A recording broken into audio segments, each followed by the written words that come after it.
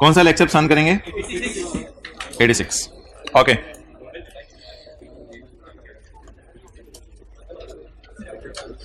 खामोश।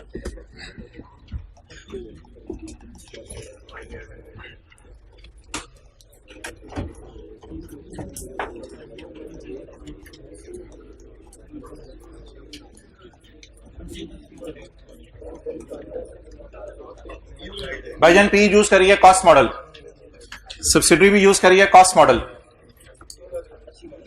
अच्छा जी, बैठ जाए बैठ जाए बैठ जाए भाई, बैठ जाए बैठ जाए बैठ जाए बैठ जाए। दूसरा वाला जरा पहले ओपन करो थोड़ी देर के लिए। अच्छा ठीक है, पी यूज करिए कॉस्ट मॉडल और सब्सिडरी भी यूज करिए कॉस्ट मॉडल। क्या वर्किंग वन में सरप्लस की एंट्री करेंगे? करेंगे करेंगे करेंगे। ये एंट्री जरूरी है, ये एंट्री एक्विजिशन डेट की है। अगर आप एसेट्स को फेयर वैल्यू पे ना लेके गए तो सौदे किंग रोएगा। एंट्री करेंगे वर्किंग वन में, लेकिन अब ईयर एंड के ऊपर सब्सिडरी के एसेट्स पे फर्दर सरप्लस रिकॉर्ड करना इसकी जरूरत नहीं है, क्योंकि कौन सा मॉडल यूज हो रहा है? क्या कॉस्ट मॉडल यूज होते हुए भी सरप्लस की एंट्रीज करनी पड़ सकती हैं? जी, वर्किंग वन की एंट्रीज तो मस्ट है, मस्ट। फर्जे एन है, फर्जे एन। फर्जे एन वो होता है जो हर बंदे ने खुद अदा करना है। फर्जे किफाया होता है कुछ बाकी अदा करते हैं तो चल जाएगा काम, मैं ना भी करूं तो। ये फर्जे एन है, आपने खुद एंट्री करनी है वर्किंग वन के अंदर। अच्छा, अगला अगला अगला आगे चलें, आगे चलें। P is using revaluation model. बोले बोले बोले, पी कौन सा मॉडल यूज करिए? और सब्सिडरी कॉस्ट मॉडल। अब ऐसी सूरत के अंदर हम वर्किंग वन के अंदर एंट्री करेंगे asset debit revaluation surplus credit. जी जी जी जी बिल्कुल, asset debit surplus in working one credit. ये एंट्री तो करनी है, ये एंट्री तो करनी है। ये एंट्री क्यों करनी पड़ी है? क्योंकि सब्सिडरी ने अपने एसेट को किस पे रखा हुआ है? कॉस्ट मॉडल पे। लेकिन ईयर एंड के ऊपर मजबूरन आपको सब्सिडरी के एसेट्स को फर्दर रिवैल्यू करना पड़ेगा। द रीजन इज कि अब पेरेंट जब यूज कर रहे हैं रिवैल्यूएशन मॉडल तो यूनिफॉर्मिटी के लिए इसको भी मजबूरन किस पे आना पड़ेगा? कॉस्ट मॉडल पे। अब एंट्री क्या करेगा? क्या करेगा? जल्दी बताएं जल्दी बताएं, जल्दी जल्दी जल्दी। Asset debit, asset debit, asset excellent. Subsidiary revaluation surplus in working 2.1। क्योंकि ये पोस्ट है या प्री है? पोस्ट है। कल इसका सवाल किया था, अभी मैं एक एक सवाल भी आपको रेफर कराऊंगा, एक एक सवाल भी रेफर कराऊंगा। तीसरा तीसरा तीसरा सारा रिवाइज कराऊंगा, सारा रिवाइज कराऊंगा, सबर कर जाए। छुरी थले मिसाल डायरेक्ट ना आपने ले लिया करें कि छुरी जेन में ले आए, और मिसाल मिसाल होती है। अच्छा, रिवैल्यूएशन मॉडल दोनों फॉलो कर रहे हैं तो मेरे ख्याल से इस एंट्री की नो नीड, अनलेस कि आई कैप कह दे कि उसने सरप्लस कोई सही बुक नहीं किया वो और बात है। मेरे ख्याल से इस एंट्री की जरूरत नहीं पड़ेगी, क्योंकि सब्सिडरी ऑलरेडी कौन सा मॉडल फॉलो कर रही है? Revaluation revaluation revaluation. Subsidiary already revaluation model follow कर रही है तो वर्किंग वन में भी सरप्लस की एंट्री नहीं करनी पड़ेगी, अनलेस के हाँ वो जरूर कीजिएगा, क्लोजिंग माइनस प्री, प्री वाला सरप्लस ले जाइएगा, लेकिन ये एंट्री नहीं करनी पड़ेगी asset debit surplus in working one credit. Why? क्योंकि एसेट ऑलरेडी डेबिट हुए पड़े हैं, क्योंकि कौन सा मॉडल यूज हो रहा है? और इसकी भी नो नीड। वाई? क्योंकि ईयर एंड के ऊपर दोबारा भी रिवैल्यू करने की जरूरत नहीं, क्योंकि सब्सिडरी ऑलरेडी कौन सा मॉडल यूज कर रही है? रिवैल्यूएशन मॉडल यूज करिए। नोट कर लें, 1-2 मिनट लगा के, फिर इसके ऊपर मैं बात करता हूं। नहीं, कुछ चौथा सिनेरियो नहीं सोचना, वो भी बन सकता है। नहीं, वैसे नहीं सोचना।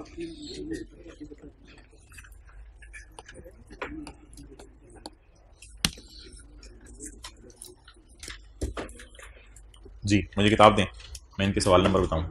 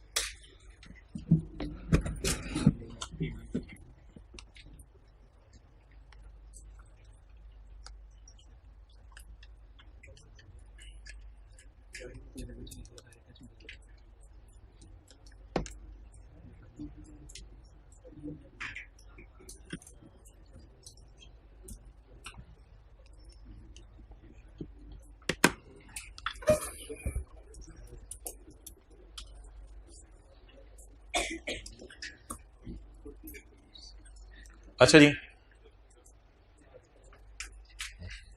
ये किसी भी पेरेंट के एसेट्स की बात नहीं हो रही, ये जो वर्किंग वन या ईयर एंड पे बात हो रही है सिर्फ सब्सिडरी के एसेट्स की हो रही है। अच्छा, अब आप मुझे ये बता दें, पेरेंट कॉस्ट मॉडल यूज करें तो सरप्लस, इसको रटा नहीं मारना, समझ लें बस, पेरेंट कॉस्ट मॉडल यूज करें तो इसकी किताबों में सरप्लस नजर, सेपरेट बुक्स में नजर नहीं आ रहा होगा, सब्सिडरी की भी सेपरेट बुक्स में सरप्लस नजर, लेकिन IFRS 3 और 10 इसको मजबूर करेगा कि भाईजान कंसोलिडेशन पर्पस के लिए वर्किंग वन में जरूर सरप्लस बुक करो, और वो सरप्लस बैलेंस शीट के फेस पे नहीं जाता, प्लीज वो सरप्लस बैलेंस शीट के फेस पे नहीं जाता।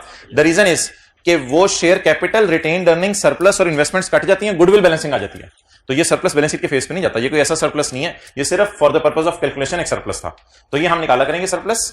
लेकिन ईयर एंड के ऊपर भी अगर सब्सिडरी के एसेट की फेयर वैल्यू दे दी तो हम इसे क्या कहेंगे, एग्जामिनर को बाप कॉस्ट मॉडल यूज कर रहा है, तो ईयर एंड पे फिर बेटे को हम रिवैल्यूएशन मॉडल पर, असल में तो बाप बुनियाद बनेगा सारी चीजों की, तो जब बाप कॉस्ट मॉडल पे है तो ईयर एंड पे रिवैल्यूएशन करनी जरूरी, बल्कि करनी नहीं। लेकिन ये क्यों करनी थी, गुडविल निकालने के लिए जरूरी थी, परचेज प्राइस तय होनी थी चीज की। अच्छा, ऐसा debit revaluation surplus in working one credit, balance sheet में सरप्लस नहीं जाएगा, मैंने ये कहा। इधर आ जाए जी, बाप क्या यूज करें और सब्सिडरी क्या एक्यूजिशन डेट पर, आपका फोन इधर पड़ा रहता तो घंटा गुजर जाना था, सर का है फिर खैर। अच्छा, तो बाप क्या यूज करें, बेटा, सिर्फ बेटे के एंगल से सोचें। अब बेटा अगर कॉस्ट मॉडल यूज करे तो क्या इसकी सेपरेट बुक्स में सरप्लस नजर आ रहा होगा, तो वर्किंग वन वाला सरप्लस रिकॉर्ड करें। लेकिन वर्किंग वन वाला सरप्लस रिकॉर्ड करके भी अगर ईयर एंड पे दोबारा इसकी चीजें महंगी हो गई तो वो सरप्लस भी रिकॉर्ड करना पड़ेगा, क्योंकि बाप कौन सा मॉडल यूज करे, रिवैल्यूएशन मॉडल, तो फिर ईयर एंड पे भी सरप्लस की एंट्री करनी पड़ेगी। ये वो कल सवाल किया था जाते जाते, क्वेश्चन 13 पेज 695 वाला, दो दफा एंट्री की थी, ये भी एंट्री करवाई थी मैंने आपको और ये भी एंट्री करवाई थी। और आखिरी ऑप्शन यूनिफॉर्मिटी के लिए पेरेंट क्या यूज करें, पेरेंट की टेंशन न लिया करें, बस सब्सिडरी क्या यूज करें। तो रिवैल्यूएशन मॉडल अगर यूज करें तो एक्विजिशन डेट पे ऑलरेडी इसके एसेट्स फेयर वैल्यू पे होंगे पड़े हुए और इसकी किताबों में सरप्लस भी नजर आ रहा होगा, वो क्लोजिंग माइनस प्री करके हम कैलकुलेशंस कर लेंगे सारी, जैसे हमने परसों के सवाल के अंदर की थी सारी। लेकिन मेरे ख्याल से इसमें एडजस्टमेंट कोई करने की जरूरत नहीं पड़ेगी। खुदा ना खास्ता ICAP कह दे कि सब्सिडरी ने सरप्लस रिकॉर्ड करते हुए कोई गलती कर ली है तो फिर आप एंट्री कर दीजिएगा, वरना आम हालात में इसकी एंट्री की जरूरत नहीं पड़ेगी, क्योंकि ऑलरेडी सब्सिडरी की किताबों में ऐसे किस पे आ रहे होंगे। और जब एक्विजिशन डेट पे भी रिवैल्यूड अमाउंट पे आ रहे होंगे तो जाहिर बात है ईयर एंड पे भी रिवैल्यूड अमाउंट पे आ रहे होंगे ना, तो फिर ईयर एंड के ऊपर हमें दोबारा रिवैल्यू करने की जरूरत नहीं पड़ेगी, क्योंकि ऑलरेडी ये कौन सा मॉडल यूज कर रही है, हमेशा से एक्विजिशन डेट पे भी ये रिवैल्यूएशन मॉडल यूज कर रही है और बैलेंस शीट डेट पे भी ये कौन सा मॉडल यूज कर रही है, इसलिए हमें इसकी एंट्रीज करने की जरूरत नहीं पड़ेगी। ये हमने सवाल किया था परसों तरसों, क्वेश्चन 12। अच्छा, एक बात ये होगी, ये सवाल अब मैं खोलता हूं जिसमें मैं आपको ये वाला जरा कॉन्सेप्ट दिखाना चाह रहा हूं। क्वेश्चन 31 पेज 660, ये बात हमने पेंडिंग पे छोड़ी हुई थी।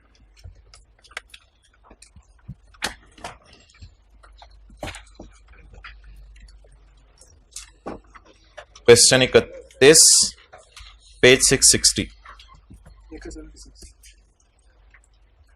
जी।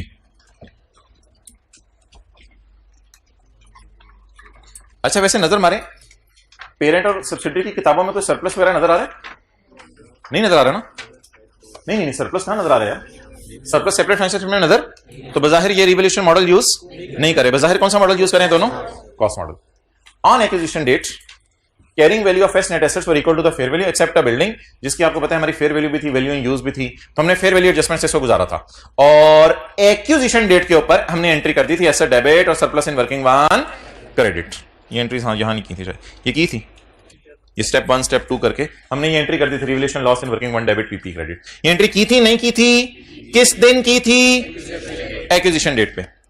The group follows the cost model for subsequent measurement of PP. Group follows the cost model for subsequent measurement of PP. Group कौन सा मॉडल यूज कर रहा है?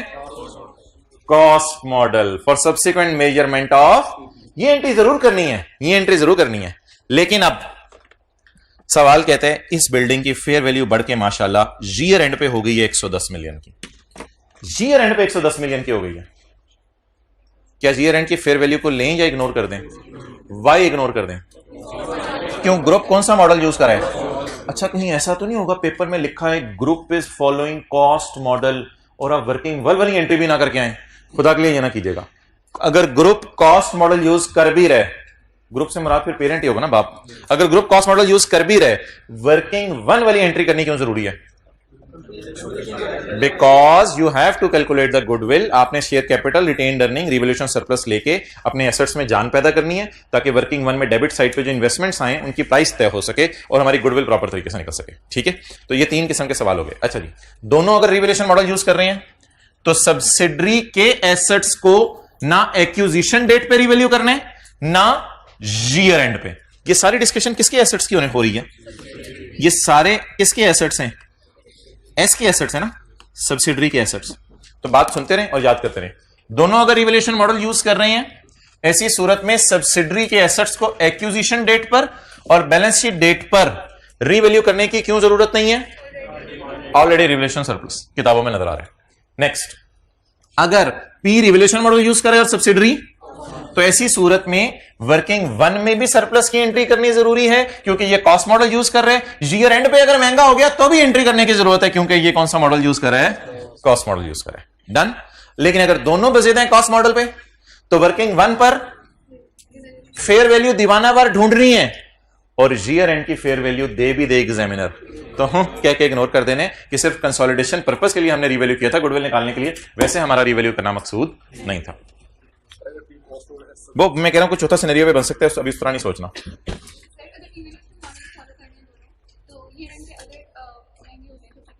वो ईयर एंड पे महंगे हो जाए तो फिर वो रिकॉर्ड कर लेते हैं ना। अगर दोनों रिवैल्यूएशन मॉडल यूज कर रहे हैं तो सेपरेट फाइनेंशियल स्टेटमेंट्स में दोनों ने ईयर एंड वाला सरप्लस रिकॉर्ड कर लिया होगा। हाँ, खुदा ना खास्ता अगर पेपर में आ जाए कि ईयर एंड के ऊपर इसने सरप्लस रिकॉर्ड नहीं किया तो फिर ये वाली एंट्री कर दीजिएगा, एसेट डेबिट सरप्लस, यहां लाके ये वाली एंट्री कर दीजिएगा।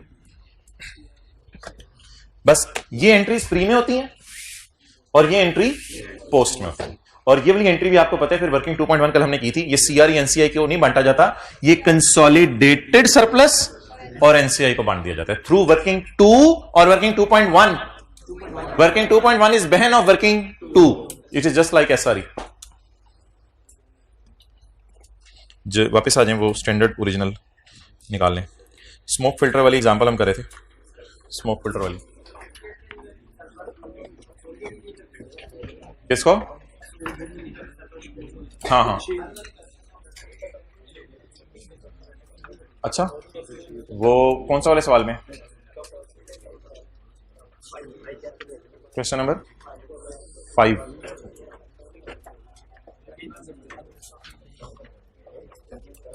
अच्छा ठीक है, मुझे क्लास के एंड पे याद कराना है, अगली क्लास में मैं सही करवा दूंगा।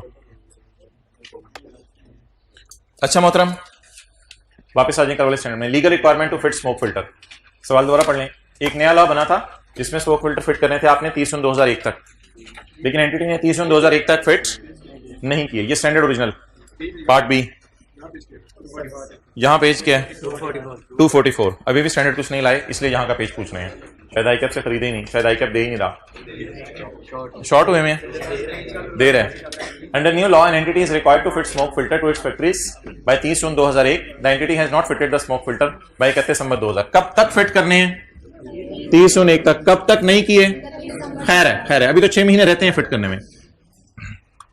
There is no obligation because there is no obligating event, there is no past event. Past event क्या होता है? कोई जुर्म होता है, जुर्म अपने आप किया ही नहीं। अगर अम्मी आपको कहें बेटा 6 घंटे में दही ले आओ और 2 घंटे बाद पूछें बेटा दही लाए हो, तो अगर आप नहीं, अम्मी को तो नहीं इस तरह कहेंगे अम्मी 6 घंटे नहीं हुए अभी, अम्मी इंशाल्लाह ले आऊंगा, लेकिन कोई जुर्म तो नहीं है ना। तो सिमिलरली जुर्म कब साबित होगा? अगर आप 30 जून 1 तक फिट ना करें। अभी तो हम कहां खड़े हैं? तो कोई जुर्म ही नहीं अभी आपने किया, तो there is no past event, there is no जुर्म, there is no obligating event either for cost of filter, ना तो कॉस्ट ऑफ फिल्टर की ऑब्लिगेशन रिकॉर्ड करें, फिल्टर तो खरीदे ही नहीं ना, खरीदते तो कॉस्ट ऑफ फिल्टर के लिए किसकी तरफ अपने आप को लायबल फील करते, फिल्टर के सप्लायर की तरफ, तो वो तो अभी हमने खरीदे नहीं। और फॉर द फाइन, ना फिल्टर के लिए लायबल फील करें ना फाइन के लिए लायबल फील करें, क्योंकि अम्मी ने कहा 6 घंटे बाद दही लाओ, अभी तो 2 घंटे गुजरे, तो ना दही के लिए लायबल फील करें और ना दही के फाइन के लिए लायबल फील करें। एग्जांपल 2A में भी लेजिस्लेशन आ रहा है, न्यू लेजिस्लेशन हमने कल पढ़ाई, इसमें भी न्यू लेजिस्लेशन, उसमें हम लायबल फील कर रहे थे प्राइवेट, तो इसको ये ऑब्जेक्टिव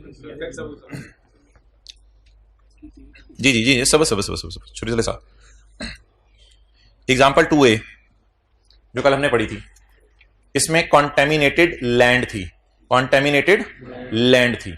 अच्छा अब मुझे ये बताएं, ये दही वाली मिसाल अलग है, और अब एक और आपको मिसाल देने लगा हूं। अम्मी आपको कहें कि बेटा 2 घंटे के अंदर अंदर 2 घंटे के अंदर अंदर वो जो तुमने छोटे भाई के कमरे में गंद डाला है उसको तुम सही करके आ जाओ। What is past event? गंद डाला, वो डाल चुका है। अब आप चाहे 2 घंटे का टाइम आपको मिल गया है, but from now you will start feeling liable कि मैंने ये काम करना है। क्लियर? ओके। और अम्मी ने कहा 6 घंटे में दही ले आओ, बाद में अगर अम्मी 3 घंटे बाद के ना लाओ तो कोई मसला नहीं, ना लाए, लेकिन वो गंद वाली लायबिलिटी अलग है। तो try to understand the past event. उधर पास्ट इवेंट क्या था? उधर पास्ट इवेंट था आपने जगह जगह जाके लैंड कॉन्टेमिनेट कर चुके हैं और लॉ आया है कि वो सही करो। तो अब आप जब बैठे हुए रात को सोच रहे होंगे यार इधर इधर भी गंद डाला था, इधर भी, इस तरह सोच रहे होंगे। लेकिन अगर स्मोक फिल्टर फिट करने हैं तो आप ये सोच रहे होंगे कि फिट कर दिए और पैसे देने हैं या करूंगा, तो करूंगा की तो लायबिलिटी नहीं होती ना। क्लियर? आगे अगली बात, लेकिन आप ढीठ ने 31 दिसंबर 2001 तक भी फिल्टर अभी तक फिट नहीं किए। तो मैंने कहा था आप फिल्टर्स की कोई ऑब्लिगेशन नहीं है आपके ऊपर, क्योंकि फिल्टर तो बड़े महंगे होते हैं, करोड़ों रुपए के, उसकी तो ऑब्लिगेशन अराइज होगी टूवर्ड्स फिल्टर का दुकान वाला अगर ऑर्डर कर दें और रिसीव हो जाए और पैसे ना दें। तो फिल्टर की कॉस्ट के लिए लायबल फील ना करें, लेकिन किसके लिए लायबल फील करें? फाइन के लिए। There is still no obligation for the cost of filter. Underline कर लिया आपने? For the cost of filter there is still no obligation for the cost of filter. वैसे ये कॉस्ट ऑफ फिल्टर अवॉइड कर सकते हैं आप किसी तरीके से। अजीब सा वो एक सोशल मीडिया पे चल रहा होता है कि मुर्शिद ने कहा चाय छोड़ दो, हमने मुर्शिद ही छोड़ दिया। तो लोग यहां तक चले जाते हैं, कि यानी कि अपना स्पिरिचुअल उस्ताद वो छोड़ने को तैयार हो जाते हैं चाय की खातिर। तो इधर अगर मैं बात करूं तो अगर हुकूमत आके कहे हमें फिल्टर फिट करो, हम कह सकते हैं हमने बिजनेस ही बंद कर दिया, कौन से फिल्टर? तो सोचा पेपर में ऐसे ही करना है कि मैक्स जिस लेवल तक आप जा सकते हैं ना उस लेवल तक आपने लायबिलिटी को अवॉइड करना है। तो अगर आज हुकूमत आके कहती है 31 दिसंबर 2001 की रात को भाईजान 6 महीने हो गए स्मोक फिल्टर फिट नहीं किए, क्या स्मोक फिल्टर की कॉस्ट की लायबिलिटी बैलेंस शीट में क्रेडिट कर दूं जब तक फिल्टर डेबिट नहीं किए? तो ये तो कोई तुक नहीं बनती, क्योंकि there is no past event, there is no receipt of filters, there is still no obligation for the cost of filters because no obligating event, no past event has occurred. Past event क्या होता अगर होता? Fitting of filter, वो तो हमने अभी तक fit किए ही नहीं। However, an obligation might arise to pay for the fines or penalties under the legislation because the past event has occurred. ये कौन सा past event है? The non-compliant operation of the factory. Non-compliant का क्या मतलब है? आपने फॉलो नहीं किया लॉ को। Assessment of probability of fine depends upon the, अच्छा ये ऐसी उसने ना अंग्रेजी मारी है। ये सुन ले उसने क्या लिखा है। इसने क्या यार अंदाजा लगाओ कि हुकूमत कितनी सख्ती कर रही है। कई दफा होता है हुकूमत लॉ बना देती है लेकिन सख्ती नहीं करती, जैसे मास्क पहनो लेकिन सख्ती नहीं कर रही, तो फिर लायबल फी बेशक ना करें पेनल्टी के लिए भी। लेकिन अगर आपको पता चले 2-4 फैक्ट्रीज को उसने जुर्माना डाल भी दिया है तो फिर आप भी जुर्माने की लायबिलिटी बुक करें। लेकिन अगर आपको पता है कि हुकूमत ने भी हाथ हल्का रखा हुआ भी जुर्माना कह के डरा रही है, लेकिन जुर्माने मांग कोई नहीं रही और ना इसका मांगने का रहता है, बट डराती रहेगी 2-3 साल और, तो ऐसी सूरत में बेशक जुर्माने की लायबिलिटी भी बुक ना करें। Assessment of probability of incurring fines by non-compliant operation depends on details of law. Law की डिटेल पढ़ें कितना जुर्माना है, एंड सख्ती ऑफ द इन्फोर्समेंट रिजीम, और पुलिस वाले कितनी सख्ती कर रहे हैं वो लेने में, इस पे डिपेंड करता है आप कितना जुर्माना बुक करेंगे। तो ये बात तो उसने ऐसी लिख दी, आईके पेपर में फाइन की अमाउंट दी होती है, इंशाल्लाह हम पास पेपर्स करेंगे, वो फाइन की अमाउंट की हम लायबिलिटी बुक कर दिया करेंगे। तो ये तो दुनिया के स्टैंडर्ड बन रहे थे, लेकिन मेरे ख्याल से बहुत मुनासिब बात कर गए हैं। ये क्या बात कर गए हैं जाते जाते, कि फाइन की लायबिलिटी भी जज्बाती होकर बुक नहीं करनी। 2 चीजें देखो, फाइन बनता कितने, डिटेल ऑफ लॉ पढ़ो, फाइन बनता कितने, और दूसरी बात क्या पढ़ो, सख्ती कितनी है। आपको पता है बहुत से मुल्क में लॉज ऐसे हैं जिनके लिए लोग लायबल फील नहीं करते और जुर्माना भी पे नहीं करते क्योंकि हुकूमत सख्ती नहीं कर रही। No provision is recorded for the cost of fitting filters, however a provision is recorded. कहां खड़े हैं हम? ये सारी बातें कहां हो रही हैं? कितने महीने का फाइन? 6 महीने का। However, a provision is recorded for the best estimate of fines that are more likely than not to be imposed. More likely than not का आसान लफ्ज क्या था? That are probable to be imposed. More likely than not का क्या मतलब है? That are probable to be imposed. Okay. पढ़े जरा एग्जाम्पल 7 IFRS पार्ट बी अपने घर में ढूंढे, कहां पड़ा हुआ है ऑनलाइन वाले भाई? उधर इतनी आखिरी रोज में बैठे हो आप लोग, बीच बीच में रोज देख लो आप लोगों का मसला है ये। अच्छा, the government introduces a number of changes to income tax system. हुकूमत ने टैक्स बदल दिया है। जिन्होंने टैक्स पढ़ा हुआ है, मिसाल के तौर पे एम्प्लॉयज की सैलरी पे आपको पता है एम्प्लॉयर ने टैक्स काटना होता है, उसके रेट भी बदल गए हैं। डिविडेंड्स पे शेयर होल्डर का टैक्स काटना होता है, उसके रेट भी बदल गए हैं। बिजनेस के चैप्टर में कोई डिडक्शंस अलाउड होती हैं, नॉट अलाउड होती हैं, उसके भी रूल्स बदल गए हैं मिसाल के तौर पे। As a result of these changes an entity, कोई कंपनी है इन फाइनेंशियल सर्विसेज सेक्टर, कोई बैंक होगा, कोई बैंक है, उसको रीट्रेन करना पड़ेगा large proportion of admin and sale workforce in order to ensure continued compliance with financial services regulations. मतलब यह है कि हमारे कॉलेज के अंदर फर्ज करें कोई बंदा है जो सर आसिफ की, सर उमैर की सैलरी पे टैक्स काटता है। अब मसला यह हुआ कि टैक्स लॉ बदल गया, तो कॉलेज के प्रिंसिपल साहब बड़े परेशान फिर रहे हैं। आपने पूछा सर क्या हुआ? वो यार वो टैक्स लॉ बदल गया है, तो अब क्या करना पड़ेगा सर? आप परेशान क्यों हैं? कहते हैं वो मेरे 2-3 बंदे हैं जो कॉलेज के टैक्स मैटर्स को देखते हैं और वो हमारे एम्प्लॉइज हैं, उनको जरा मुझे सिखाना पड़ेगा या कोई बंदा बुलवा के सिखाना पड़ेगा कि क्या क्या चेंजेस आई हैं, ताकि अब वो टीचर्स की सैलरी पे अगले साल वाला टैक्स सही काटे, वरना तो कॉलेज डूब जाएगा, वरना तो एफबीआर वाले आके कॉलेज को पकड़ लेंगे। तो इस तरह का कोई मसला अभी तक सवाल में नजर आया है। At the end of balance sheet date, जब साल का एंड आ गया, no training of staff has taken place. अभी तक स्टाफ की ट्रेनिंग हमने नहीं की। बताएं जी, अब जब प्रिंसिपल साहब रात को सोएं तो क्या ये लाइबिलिटी बुक करवाएं अकाउंटेंट से कि एक्सपेंस डेबिट 10 लाख रुपया, और प्रिंसिपल साहब का लेवल था, उन्होंने कहा मैं तो एफबीआर के चेयरमैन को बुला के अपने बंदे को ट्रेन करवाऊंगा। एफबीआर के चेयरमैन ने कहा 10 लाख लूंगा 1 घंटे का। आपने कहा ठीक है कोई नहीं, वीडियो कर ले, वीडियो कॉन्फ्रेंसिंग कर ले, मेरे बंदे को सिखा दे 1 घंटे में। तो expense debit payable to chairman of FBR credit 10 lakh रुपया कर लें, एंट्री करके सोएं, ये प्रोविजन या लाइबिलिटी बुक करके सोएं या ना बुक करें। 100% स्मोक फिल्टर जैसी बात है। उधर लिखा हुआ था नो फिल्टर्स आर इंस्टॉल्ड, और इधर लिखा हुआ है no training has taken place. Training अभी तक नहीं हुई। अगर ट्रेनर आ जाता और ट्रेनिंग दे देता और हम पैसे ना देते तो लाइबिलिटी बुक करते। इधर अभी तक ट्रेनर आया नहीं, उधर फिल्टर नहीं आया था तो उसकी कॉस्ट के लिए लाइबल फील नहीं कर रहे थे। इधर ट्रेनर नहीं आया तो ट्रेनर को पैसे देने के लिए लाइबल फील ना करें। हाँ, ऐसी सूरत में फाइन उसने पता क्यों नहीं लिखा? क्योंकि एफबीआर वाले कोई हमारे पे ये नहीं कहेंगे कि यार तुमने अपने बंदों को ट्रेन नहीं किया हुआ फाइन दो। ट्रेनिंग के ऊपर तो कुछ नहीं आता होता कि ट्रेन नहीं किया हुआ फाइन दो, हमारी मर्जी है हम अपने बंदों को ट्रेन करें ना करें। अगर खुदा ना खास्ता एफबीआर वाले कहते कि बंदों को ट्रेन किया करो और फिर हम ना करते, फिर शायद फाइन वाला लफ्ज भी यहां आ जाता। लेकिन यहां फाइन वाला लफ्ज दुनिया के स्टैंडर्ड बनाने वालों ने नहीं लिखा। There is no obligation because no past event taken place. Past event में से होता क्या? अगर होता तो रीट्रेनिंग, ट्रेन उनको पहले भी करते रहते होंगे, इस दफा भी रीट्रेन करना था, लेकिन नहीं किया, कोई मसला नहीं। No provision is recognised, liability कोई नहीं आएगी किताबों में। अच्छा, ये जी एक बड़ा इंपॉर्टेंट कॉन्सेप्ट है, refurbishment costs. In very simple concept. Example 11A भी मैं आ गया हूं। एग्जाम्पल 11A, चैनक जो आपके घर में है, चाय वाली तो और केड़ी होनी है, तो देते ये ब्राउन कलर की चैनक है, मुंह अच्छा चैनक है। चैनक के अंदर एक लाइनिंग सी होती है, सिल्वर कोटिंग, सिल्वर कोटिंग होती है चैनक के अंदर। अब हमारे पास सिल्वर कलर तो कोई है नहीं, तो ये चैनक के अंदर एक कोटिंग सी है। ये कोटिंग अगर कभी खराब हो जाए तो टाउनशिप का पता है आपको? टाउनशिप सुने, एशिया के बड़े बाजारों में से एक बाजार है लाहौर में, तो टाउनशिप आप चले जाए, वहां जाके जो है ना सस्ते दामों में ये चेंज हो जाती है। इसी तरह ईंटों का भट्टा, ईंटों का भट्टा, ईंटों का भट्टे का क्या नाम होगा अंग्रेजी में? भट्टा, मीनारे पाकिस्तान, ईंटों का भट्टा, इसी तरह लिख दें, ब्रिक भट्टा, ईंटों पता नहीं कुछ और, ईंटों का भट्टा, सही है यार, ईंटों का भट्टा, लाहौर मोटरवे। अच्छा जी, तो ये जी कोई क्या खुल गया जी? ईंटों का भट्टा। ये जो ईंटों का भट्टा है, इसके अंदर कोई ना कोई चीज होगी जो कि रिक्वायर्ड हीट प्रोवाइड करती होगी, ऐसा ही है?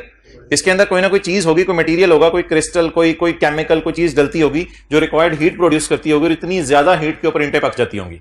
तो ईंटों के भट्टे के अंदर जो चीज होती है उसको भट्टी नहीं कहते, उसको लाइनिंग कहते हैं। उसको क्या कहते हैं? लाइनिंग कहते हैं। ये लाइनिंग 2-3-4 साल बाद क्या करानी पड़ सकती है? चेंज करानी पड़ सकती है, रिप्लेस करानी पड़ सकती है, क्योंकि हो सकता है अब ईंटें सही ना बन रही हों। तो पढ़ने की कोशिश करते हैं सवाल।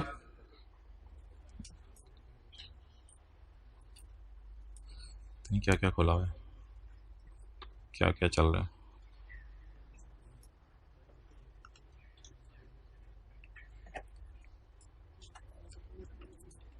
भाईजान पहले मैं सोल्यूशन तो छुपा दूं, आप तो सोल्यूशन देखने लग जाते हैं। A furnace has a lining. एक फर्नेस की एक लाइनिंग है that needs to be replaced after every 5 years for technical reasons. At the end of our year, the lining has been in use for 3 years. 2015, 16, 17, 18, 19 हम कहां खड़े हैं? No no no not at all. सवाल पढ़ें, सवाल पढ़ें, सवाल पढ़ें। अगर नहीं पता चला तो do not take hasty decision जी। A furnace has a lining that needs to be replaced after every 5 years. But at the end of balance sheet date, the lining has been in use for 3 years. हम 3 साल से lining use कर रहे हैं। ये भाईजान का कंधा नजर आ रहा है आपको? इस कंधे के ऊपर ये बोझ महसूस करें। 2 साल बाद मैंने लाइनिंग रिन्यू करवानी है। 2 साल बाद मैं मजदूरों को बुलाऊंगा या फिर किसी इंजीनियर को बुलाऊंगा और वो मशीनें लाएंगे और अंदर लाइनिंग वगैरह केमिकल्स डाल के सेट सुट करके दे देंगे। इसके लिए मैं यहां लायबल फील करूं, यहां पे खड़े होके? अच्छा, क्यों नहीं लायबल फील करें? क्योंकि there is no past event, there is no past event. अच्छा, 6ठे साल के पहले दिन मैं खड़ा हूं, लायबल फील करूं? एक्सेलेंट। नो, कौन बोले no? Excellent, there is no liability, there is no liability. क्या करो? मुर्शिदी छोड़ दो, तो भट्टा ही बंद कर दो, भट्टा ही बंद कर दो ईंटों का। There is no liability. भाई लायबिलिटी तब होती है जब आप कोई खर्चा करें या कुछ करें। हाँ, अगर आपने बंदों को बुला लिया है और खर्चा कर लिया है और उसके बाद उनकी पेमेंट्स नहीं की हुई, तो क्या बुक करें? और इसमें तो फाइन भी कोई नहीं होगा, हमारा भट्टा है, हमारी मर्जी। वो हमें कौन पूछने वाला है? हुकूमत आके ये तो नहीं कहेगी कि तुम्हें ऐसी ईंटें कच्ची कच्ची क्यों बना रहे हो, हुकूमत तुम्हें क्या मसला है? तो हमारी मर्जी है। तो यहां तो मेरे ख्याल से किसी की तरफ हम लायबल भी फील नहीं करेंगे, क्योंकि ऐसा डेंजरस काम नहीं हो रहा कि जिससे किसी को नुकसान हो। तो इसको कहते हैं फ्यूचर रिपेयर। क्या कहते हैं? फ्यूचर रिपेयर के लिए लायबल फील करेंगे। Future repair. अच्छा, आज आप बैठे हैं, आपका प्लान है मैं जेट त्यारा खरीदूंगा इंशाल्लाह 5 साल बाद। मैं अम्मी सीए करते ही जेट त्यारा खरीदना मैंने। तो अब आप बताएं, आज खड़े होके लायबल फील करें? लायबल फील करें? अच्छा, आपको घर के अंदर जो है वो छत है या पेंट है या इधर दीवारें हैं, उसके अंदर दरारें नजर आ गई हैं, यार सीए करते ही मैंने इनको रिपेयर कराना है इंशाल्लाह, लायबिलिटी वो करेंगे, हम घर ही भेज देंगे। तो can you avoid this liability? Can you avoid this liability is avoidable. अच्छा, लेकिन अगर आपकी फैक्ट्री में आग लग गई और बंदे मर गए हैं और वो बंदों के वर्षा पैसे मांग रहे हैं, आपने कहा मैंने बिजनेस ही बंद कर दिया, नहीं, अब मुर्शिद घर तक आ जाएगा। अब वो वर्षा घर तक आएंगे और घर तक आके क्या कहेंगे? चलो भाईजान हमारे बंदे मरे हैं, पैसे दो। Can this liability B avoided? अच्छा, अगर आपने मोबाइल बेचे हैं वारंटी कार्ड के तहत और वारंटी कार्ड इशू कर चुके हैं और आप कारोबार बंद कर दें, तो डायरेक्टर्स के घरों तक लोग वारंटी कार्ड लेके आएंगे। This liability can also not be avoided. तो try to understand the nature. मुझे लग रहा है आपके अंदर मुझे लग रहा है 37 उतर रहा है, IAS 37। तो इसलिए try to understand the nature. ये 2-4 मिसालें आपको यहां से यहां ले ली हैं इस वक्त। तो some liabilities can be avoided and some can not be avoided. अच्छा जी, भाई वो फरमा रहे हैं रस्ते में बैठे हुए, ऐसी जरा मूड में आज, चलो खैर है। अच्छा जी, चलें। तो अच्छा, इसमें एक IAS 16 का कॉन्सेप्ट लगता है, वो अगर किसी को बताओ IAS 16 का कॉन्सेप्ट। उसमें यह होता है कि हम जो इसकी बॉडी होगी और इसकी जो लाइनिंग होगी, इनको अलग अलग एसेट बनाएंगे। मिसाल के तौर पे बॉडी से मुराद ना, ये मैं समझाना चाह रहा हूं, ये जो आपको ये नजर आ रहा है, ये जो नजर आ रहा है, ये बॉडी है और लाइनिंग है। लाइनिंग मिसाल के तौर पे 10 मिलियन की है और कैश क्रेडिट 60। आ जाओ वापस। अब ये जो 10 रुपए है, इस बॉडी को, जो बाहर वाली बॉडी है, इस बॉडी को शायद आप डेप्रिशिएट करें 20 सालों पे, लेकिन लाइनिंग को कितने सालों पे डेप्रिशिएट करेंगे? 5 सालों में। पढ़ा हुआ डिप्रिसिएशन में ऐसा कि एक एसेट के एक से ज्यादा हिस्से हों तो उसको तोड़ के हर एक की लाइफ अगर अलग अलग हो तो हर एक को अलग अलग भी डेप्रिशिएट किया जा सकता है। तो 10 रुपए को आप डेप्रिशिएट कितने सालों में कर दें? 5 सालों पे। उसके बाद 10 रुपया फुली डेप्रिशिएट हो गया। अब आप हो सकता है लाइनिंग नहीं लगवाएं तो अब महंगी होगी है मार्केट में, अब 12 रुपए की लाइनिंग लगे। अब यहां पे आके पुरानी लाइनिंग को किताबों से निकाल देंगे क्योंकि फुली डेप्रिशिएट होगी। यहां पे पुरानी लाइनिंग को किताबों से निकालने की एंट्री क्या होगी? अकोमोडेशन में कितना बैलेंस पड़ा होगा? एक्सीलेंट 10, और लाइनिंग के अकाउंट में 10। लाइनिंग कॉस्ट अकाउंट जो बना था, लाइनिंग का account credit, accommodation debit, cash debit 0, कोई गेन लॉस नहीं आया। और यहां खड़े होकर फिर छठे साल के पहले दिन शायद अगर आप नई लाइनिंग करवा लें तो उसकी एंट्री क्या करेंगे? न्यू लाइनिंग डेबिट 12 रुपए और कैश, और इस 12 को फिर अगले 5 साल के ऊपर डेप्रिशिएट करेंगे। 12 नहीं, इस 12 को अगले 5 साल पर, क्योंकि लाइनिंग की लाइफ कितने साल है? 5 साल। तो इस तरह की शायद अकाउंटिंग हो सकती है, but there is no concept of booking the liability. There is no present obligation, अभी हमारे ऊपर कोई ऑब्लिगेशन नहीं है क्योंकि हम तीसरे साल के एंड पे खड़े हैं। वो मैं नोट करने देता हूं आपको, सब्र करें। हम तीसरे साल के एंड पे खड़े हैं और लाइनिंग कब होनी है?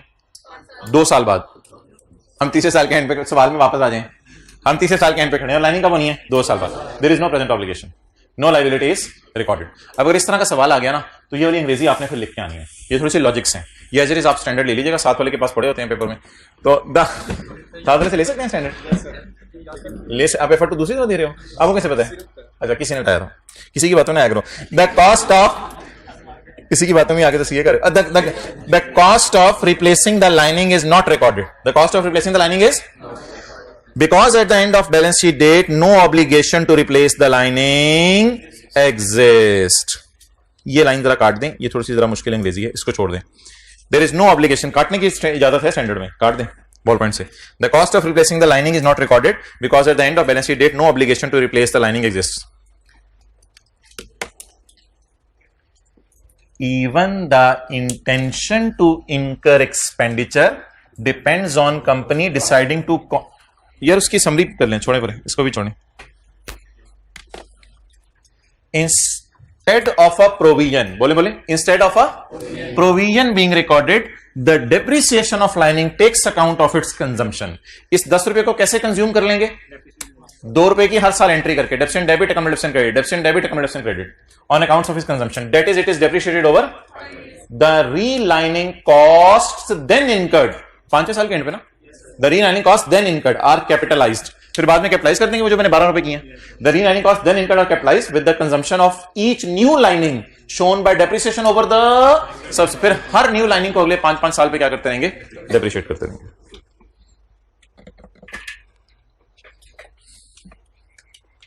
तो ये आप कुछ पेपर में लिख के आ जाएंगे। अगला पढ़ें। सवाल नहीं है भाईजान, सवाल ही है जी। इसको रिफर्बिशमेंट भी कहते हैं। एन एयरलाइन, पीआईए जहन में ला रहे हैं या शाहीन एयरलाइन का लो जरा। शाहीन एयरलाइन खत्म हो चुकी हुई है। An airline is required by law legal obligation to overhaul. Overhaul पता क्या होता है? ओवरऑल ये होता है कि पूरा कैलकुलेटर इसके 1 2 3 4 5 6 7 पेज खोलें और अंदर वाले पेजों के पेज भी खोलें और खोल के दोबारा जोड़ दें ताकि पता चल जाए कोई मसला तो नहीं इसके अंदर। इसे कहते हैं ओवरऑल। तो ओवरऑल ये होता है कि एक जहाज लिटा लिया जाता है जहाज को लिटा लिया जाएगा और साइडों पे सारे इंजीनियर आ जाएंगे और कोई पर खोल रहा होगा, कोई चीज करते थोड़ी देर बाद पुर्जे पड़े होंगे और बाद में कुछ इंजीनियर कह रहे होंगे ये 4 पेज पता नहीं कहां से बच गए हैं। अच्छा, तो मोटरसाइकिल और गाड़ी सही करवाने जाए तो मैकेनिक भी ये कहते हैं सर ये 2 पेज बच गए ना, रख लो तेरी मेहरबानी गड्डी चाहिए। तो वो इंजीनियर माशाल्लाह पेज पूछ खोल के कहेंगे भाईजान अब इसको दोबारा लगा दो। अंदर से जहाज को देखना ना बहुत जरूरी होता है क्योंकि गेम अंदर ही होती है जहाज। तो जहाज अंदर से खराब हो रहा है, बाहर से देख के तो नहीं पता चल रहा, तो खोलेंगे तो पता चलेगा। तो इसलिए जहाजों को ना ओवरहॉल कराना पड़ता है। ओवरऑल कराने के लिए इनको स्विमिंग पूल में नहीं लेके जाना होता। ओवरऑल कराने के लिए इंजीनियर्स आते हैं और इंजीनियर्स जो है वो 2-3-4 करोड़ रुपया कोई भी इंजीनियर्स की फर्म होगी वो ले लेगी और ओवरऑल करके एक सर्टिफिकेट बना के दे देगी। अब इस जहाज के अंदर जहाजों को उड़ाओ। An airline is required by law to overhaul its aircraft once every 3। अच्छा, ये सवाल इतना अधूरा है कि इसने तो कुछ पूछा भी नहीं, कुछ बताया भी नहीं, ये तक नहीं बताया हम खड़े कहां हैं। कम से कम ये तो बताया था हम खड़े कहां हैं। बस एक सवाल उसने पूछा, an airline is required by law to overhaul once every 3 years। अच्छा, मैं अज्यूम कर रहा हूं हम तीसरे साल के एंड पे खड़े हैं, बताएं जी लाइबिलिटी बुक करें, लीगल ऑब्लिगेशन है, लीगल ऑब्लिगेशन है। शहबाज शरीफ ने कहा भाईजान आपने करवाने हैं और तीसरे साल का एंड आ गया, चलें अगली बात करता हूं, चौथे साल का पहला दिन है, चौथे साल का पहला दिन है, क्या मेरे ऊपर ऑब्लिगेशन है? मैं जहाज ही बेच दूंगा, मैं जहाज, हाँ फाइन वाली बात हो सकती है कोई अगर उन्होंने फाइन लगाया क्योंकि लीगल ऑब्लिगेशन है, लेकिन ओवरहॉल करवा के बेचूंगा या करवाए बगैर बेच दूंगा? करवाए बगैर बेच दूंगा, वो अगला ओवरऑल कराए उसकी मर्जी है। तो उसी तरह की मिसाल, there is no present obligation, चाहे 3 साल गुजर भी गए हैं, there is no present obligation, there is no provision is recorded, the cost of overhauling are not recorded as a provision for the same reason as cost of replacing the lining. अच्छा paper में ना लिखाइएगा ये, अगर इस तरह का सवाल आ गया एज डिस्कस्ड अबव, वो भी ना लिखिएगा, बस ये बात पेपर में बस इतना सा लिख के आएंगे, the cost of overhauling are not recorded as provision, और लॉजिक अगर लिखनी हुई तो वो ये लिख के आएंगे, because at the end of reporting date there is no obligation to overhaul the lining. Obligation किसी की तरफ नहीं, ऑब्लिगेशन पता कब आती है? मैं मान रहा हूं मेरे पे जिम्मेदारी है करवाने की, लेकिन जिम्मेदारी का खर्चा तो तब मैं पेबल बुक करूं जब मैं करवा लूं, अगर मैंने करवाई नहीं और पेबल बुक कर लूं तो इस पेबल का तो कोई फायदा नहीं होगा। तो इसको काट दें। अच्छा सवाल कह रहे even a legal requirement to overhaul does not make the cost of overhaul a liability. अच्छा ये भी काटें, ये काट दें, बिकॉज से लेके फ्यूचर एक्शन तक, फ्यूचर में आपने क्या एक्शन करने हैं छोड़ें, फ्यूचर एक्शन तक काट दें। ये वो बात थी जो हम कई घंटों से कर रहे हैं, the entity could avoid the future expenditure, कैसे? By its future action, for example by selling the aircraft. Worst तरीन बात कर दी, अजीब सी, हमारा तो दिल भी दुखने लग गया कि हम हमारा कारोबार, कहते चुप कर जा, कारोबार बंद कर, जो मर्जी कर, ये लायबिलिटी कैन बी अवॉइडेड। कहते ज्यादा से ज्यादा क्या होगा, एयरक्राफ्ट ही बेच दो, फिर भी तुम्हें ओवरऑल कराए बगैर बेच सकोगे, कोई मसला ही नहीं। Instead of provision being recorded, the depreciation of aircraft takes accounts of future incidence of maintenance cost. That is an amount equivalent to expected maintenance is depreciated over 3 years. जितने जितने का वो मेंटेन होगा उसको मेंटेनेंस एक्सपेंस में नहीं डालेंगे, maintenance को कैपिटलाइज करेंगे क्योंकि ये 3 साल का फायदा देती है। ऐसी मेंटेनेंस जो 3 साल का फायदा दे उसको कैपिटलाइज करें और कैपिटलाइज करके 3 सालों पे से क्या करें, डेप्रिशिएट करें। तो ये आपने नोट करना था तो कर लें। इसमें एक एंट्री जो मैंने नहीं की वो करा दें, डेप्रिसिएशन डेबिट अकम्युलेशन क्रेडिट 2 रुपए, डेप्रिसिएशन डेबिट अकम्युलेशन क्रेडिट 2 रुपए, डेप्रिसिएशन डेबिट अकम्युलेशन क्रेडिट 2 रुपए, डेप्रिसिएशन डेबिट अकम्युलेशन क्रेडिट 2 रुपए, डेप्रिसिएशन डेबिट अकम्युलेशन क्रेडिट 2 रुपए, और 50 रुपए को भी अलग से डेप्रिशिएट किया जा रहा होगा, उसकी मैं डिस्कशन नहीं कर आपसे। तो इस तरह की अकाउंटिंग है, लेकिन IAS 37 इन पे नहीं लगता। क्या IAS 37 की रोशनी में आप लायबिलिटीज बुक कर रहे हो, present obligation due to past event, reliable estimate, इन चक्कर में नहीं पड़ना।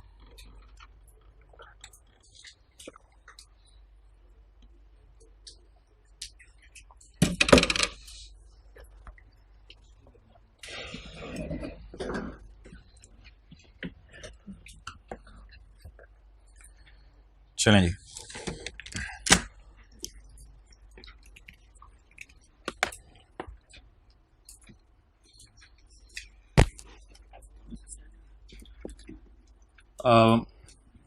तीन किस्म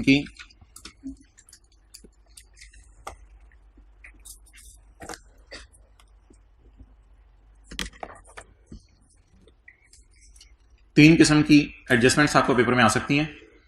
आज मैं तीसरी पढ़ने लगा हूं, लेकिन उससे पहले जो 2 हम पढ़ चुके हैं वो मैं आपको रिवाइज कराने लगा हूं। कॉलेज वालों ने केस कर दिया प्रोजेक्टर वालों के खिलाफ, कॉलेज वालों ने केस कर दिया प्रोजेक्टर वालों के खिलाफ। कितनी पार्टीज इन्वॉल्व हैं? 2। ये बात समझ आ गई? तो कौन से वाले रूल लगेंगे, लायबिलिटी वाले, एसेट वाले? हम कॉलेज हैं, एसेट वाले, हमें पैसे आने हैं। अच्छा, मोहल्ले वालों ने केस कर दिया कॉलेज वालों के खिलाफ, कोई पार्किंग इशू बना, कुछ इशू बना, मोहल्ले वालों ने कॉलेज वालों के खिलाफ केस कर दिया। अब हम क्या फील करेंगे, कितनी पार्टीज इन्वॉल्व हैं? 2। अच्छा, एक ऐसा पेपर में सवाल आया करेगा जिसमें 3 पार्टीज इन्वॉल्व होंगी, वो आज हम करने लगे हैं। एक ऐसा सवाल आया करेगा पेपर में जिसमें 3 पार्टीज इन्वॉल्व होंगी। इसकी सादा सी एग्जांपल ले लें मिसाल के तौर पे। इसकी सादा सी एग्जांपल ये है कि आपने मिसाल के तौर पे कॉलेज वालों ने डिस्कशन चली, स्टूडेंट्स ने कॉलेज वालों के खिलाफ केस कर दिया कि एसी गर्म हवा दे रहे हैं। स्टूडेंट्स ने कॉलेज वालों के खिलाफ केस कर दिया कि एसी गर्म हवा दे रहे हैं। कॉलेज वालों ने हायर कंपनी के खिलाफ केस कर दिया कि ये एसी ही क्या जो गर्म हवा दें। आप बता दें कितनी पार्टीज इन्वॉल्व हैं? 3। तो कभी कभी पेपर में ऐसा सवाल आया करेगा जिसमें कितनी पार्टीज इन्वॉल्व होंगी? 3। तो इसमें दोनों रूल्स मिक्स होके लगेंगे, दोनों रूल्स मिक्स होके लगेंगे। अगर कॉलेज के आप जूते पहन के सोचें तो दोनों रूल्स मिक्स होके लगेंगे। इसको रीइंबर्समेंट कहते हैं। समझ आया लफ्ज़ रीइंबर्समेंट क्या मतलब? कॉलेज वाले जो आप कॉलेज वालों के खिलाफ केस करेंगे वो कॉलेज वाले किससे रीइंबर्स करवाने की कोशिश करेंगे? हायर वालों से। Page number 226। ओके, ग्रीक ऐसी हैं, चलो ठीक है। ये जो बरकत मार्केट पे कौन सा मैरिज हॉल है? मुगल आजम, मुगल आजम, मुगल आजम, मुगल आजम जो मैरिज हॉल है,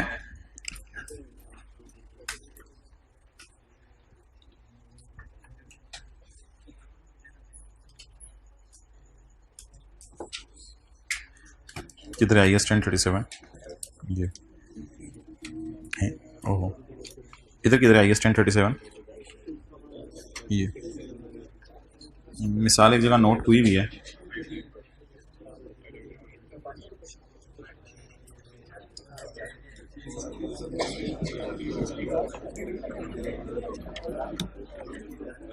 बारातियों ने केस कर दिया मुगल आजम के खिलाफ कि खाना खाया है, 10 बंदे तो मर गए हैं और 20।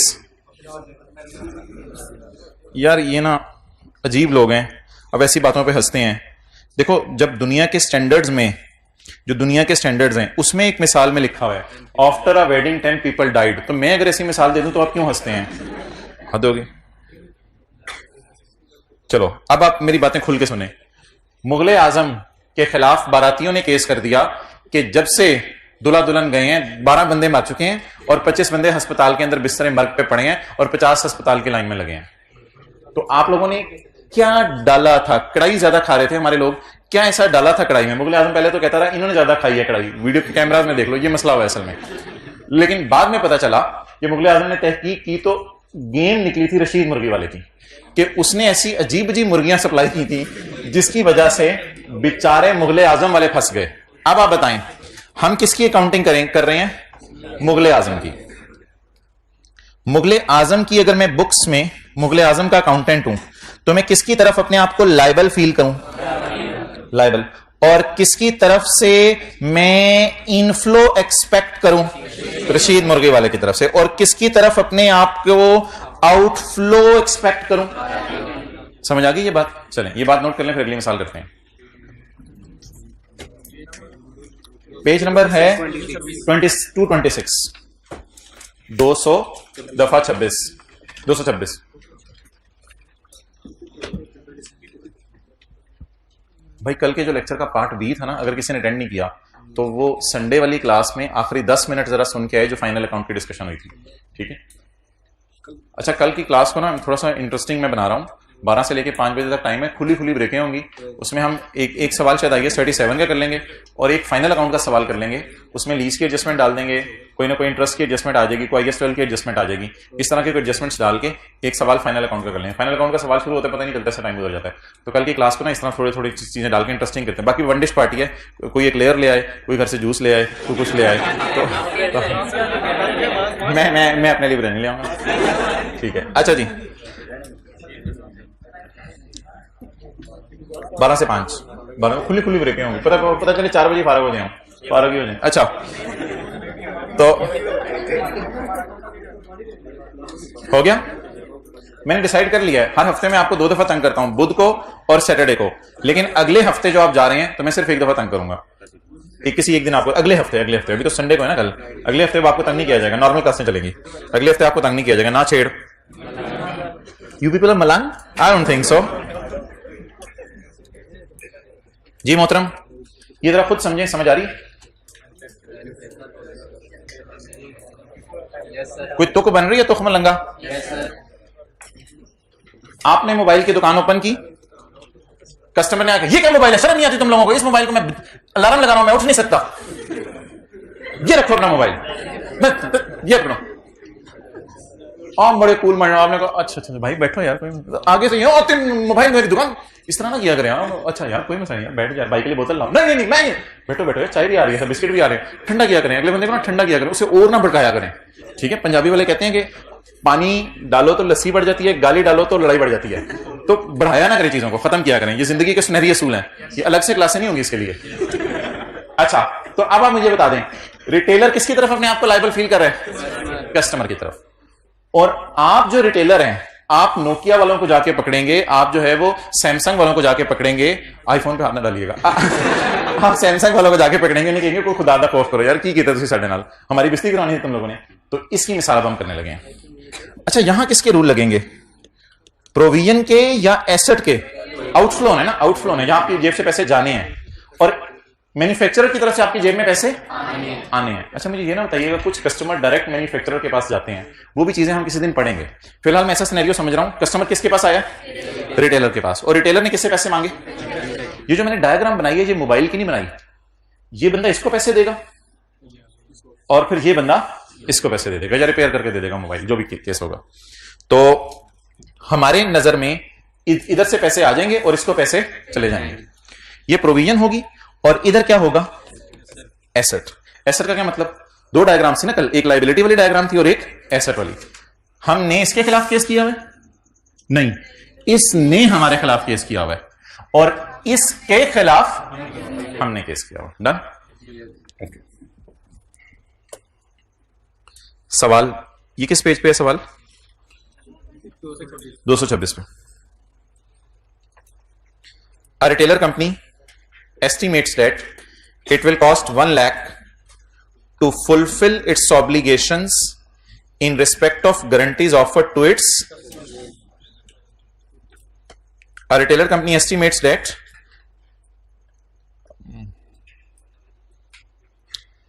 अच्छा, हम पॉज कर रहे हैं, इसकी मिसाल हम इंशाल्लाह अगली क्लास में आप कर लेंगे।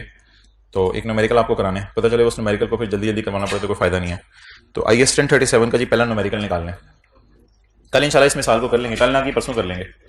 तो डीकमीशनिंग का न्यूमेरिकल कराना है, आपको थोड़ा सा करवा दिया है वैसे एक दफा, वो आगे से करवाना है, आगे से भी नहीं, शुरू से रिवाइज कर लेंगे। लेक्चर नोट्स निकाल लें एंड पे, किधर है? 698 पे। ये सवाल करवाया हुआ यार, थोड़ा सा तो करवाया हुआ एक दफा।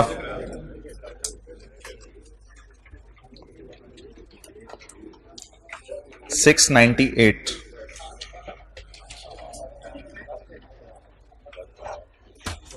ये एंट्री भी कराई हुई आपको।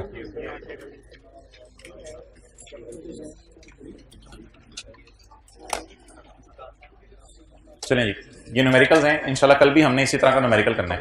कल मैं आपको थ्योरी नहीं पढ़ाऊंगा।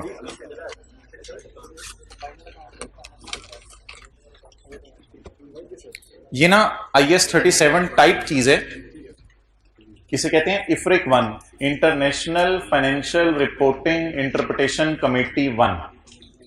Changes in existing D installation, restoration of site and similar liabilities.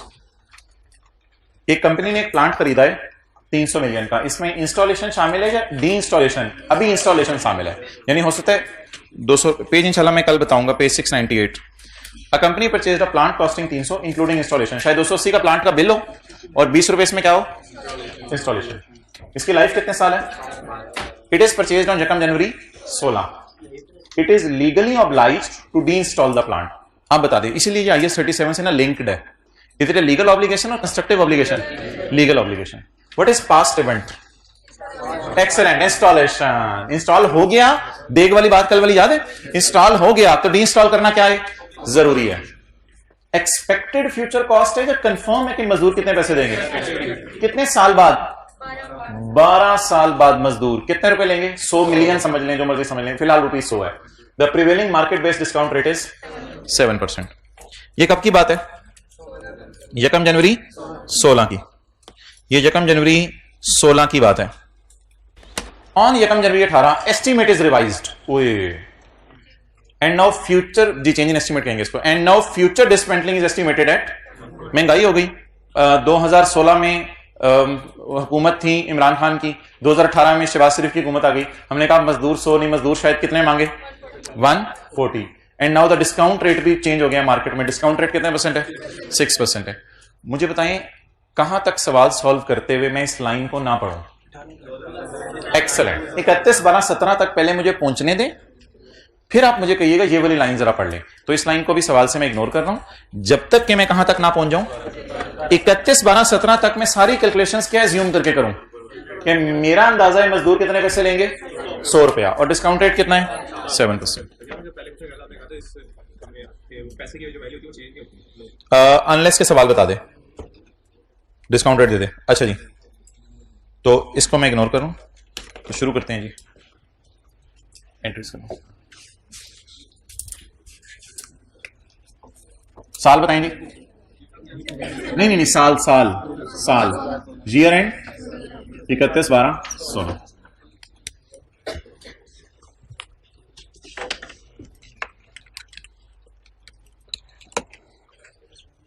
यकम जनवरी 16 को plan debit cash credit. Cash कितना दिया जी, 300। इस 300 को अभी एसेट की कॉस्ट में ना डालें क्योंकि डिसमेंटलिंग की पेमेंट कर दी है या करेंगे, डिसमेंटलिंग की पेमेंट करेंगे, तो उसकी एंट्री होगी प्रोविजन फॉर डिसमेंटलिंग। इसको हम कहा करेंगे अंग्रेजी में liability for dismantling, but this liability is of uncertain timing और अमाउंट। जरूरी नहीं 12 साल बाद इंस्टॉल करें, पहले भी कराना पड़ सकता है। This is uncertain in timing and amount, therefore it will be considered as provision. ऐसी लाइबिलिटी जिसमें अनसर्टेनिटी पाई जाए उसको क्या कहते हैं। अच्छा, इस तरह की एंट्री वैसे आपने कभी की हुई है? प्लांट खरीदा, थोड़े से पैसे दे देंगे, थोड़े से दे दिए, उस तरह की एंट्री बन रही है। तो प्लांट खरीदा, खरीदने के पैसे और इंस्टॉलेशन के दे दिए, बाकी दे देंगे। अच्छा, दे देंगे कैसे निकलेंगे, मुझे बताएं कितने पैसे देने हैं। सो ये फ्यूचर वैल्यू है, एक्सपेक्टेड फ्यूचर वैल्यू है। तो ये आपने पैसे देने हैं यकम जनवरी 16 के बाद जब मारे यकम जनवरी 26, तो 31 नहीं, ये बोंगी होती है, 2028 नहीं है। 12 साल घर जाके ना अकेले में बैठ के गिनना किचन में फ्रिज के पास। यकम जनवरी 16 के बाद जम मारो यकम जनवरी 26, कितने साल हो गए, 10। ये तो नहीं बताना पड़ेगा, ये भी बताना पड़ेगा। यकम जनवरी 16 के बाद जम मारो यकम जनवरी 26, कितने साल हो गए, 10। 31 12 26, 31 12 27, 31 12 27 को हमने ये प्लांट क्या कराने, डी इंस्टॉल कराने। जिसको फिर भी मसला आ रहा है तो क्लास के बाद साथ वाले से समझ ले। तो यकम जनवरी 16 के बाद 10 साल गिनवाएं, यकम जनवरी 26, और यकम जनवरी 26 में 2 साल डालें, 31 12 26, 31 12। और यार वही बात होगी ना, यकम जनवरी 28 को ये लोग पहुंचना चाह रहे थे, तो यकम जनवरी 28 बिल्कुल सही करें। यकम जनवरी 28 को कितने साल पूरे हो जाएंगे, 12 साल पूरे हो जाएंगे। मुंह से 31 12 28 निकल गया था, मुंह है ना, तो गलती से हो गया। अच्छा जी बोलें, 100 कितने सालों बाद, 1.07 रेज़ टू पावर -12 जी, 44.4। ठीक है, 44.4 कर लें। तो हमारा डिसाइड ये हुआ कि पॉइंट के बाद फिलहाल हम एक डिजिट यूज कर रहे हैं। आप बता दें जी प्लांट की कॉस्ट 344.4। डेप्रिसिएशन और इंटरेस्ट इस टॉपिक में आपस में बहने हैं। जब भी डेप्रिसिएशन की एंट्री करनी है साथ ही आपने इंटरेस्ट की एंट्री कर लेनी है। ये जरा कहीं लिख लें साथ वाले के रजिस्टर पे, जो 2 लाइनें लिखी होती है ना उसके ऊपर जाके। हमारे केमिस्ट्री के टीचर होते थे, वो जो 2 लाइनें होती थी ना उसके ऊपर हमें जबरदस्ती लिखवाते थे कि खुदा के लिए ये रिसोर्सेज जाया ना किया करो तुम लोग। अस्तगफुरुल्लाह, इधर कोई ऊपर सफे फड़े जा रहे होते थे, लेकिन वो तो कॉन्सेप्ट देने के लिए थे ना, कॉन्सेप्ट देने के लिए थे। लिखना यह है कि डेप्रिसिएशन और इंटरेस्ट की एंट्री इस टॉपिक में साथ साथ चलानी है। जब भी डेप्रिसिएशन की एंट्री करनी है साथ और एक और एंट्री करनी है इंटरेस्ट की। डेप्रिसिएशन और इंटरेस्ट की एंट्री साथ साथ चलानी है, साथ साथ करनी है।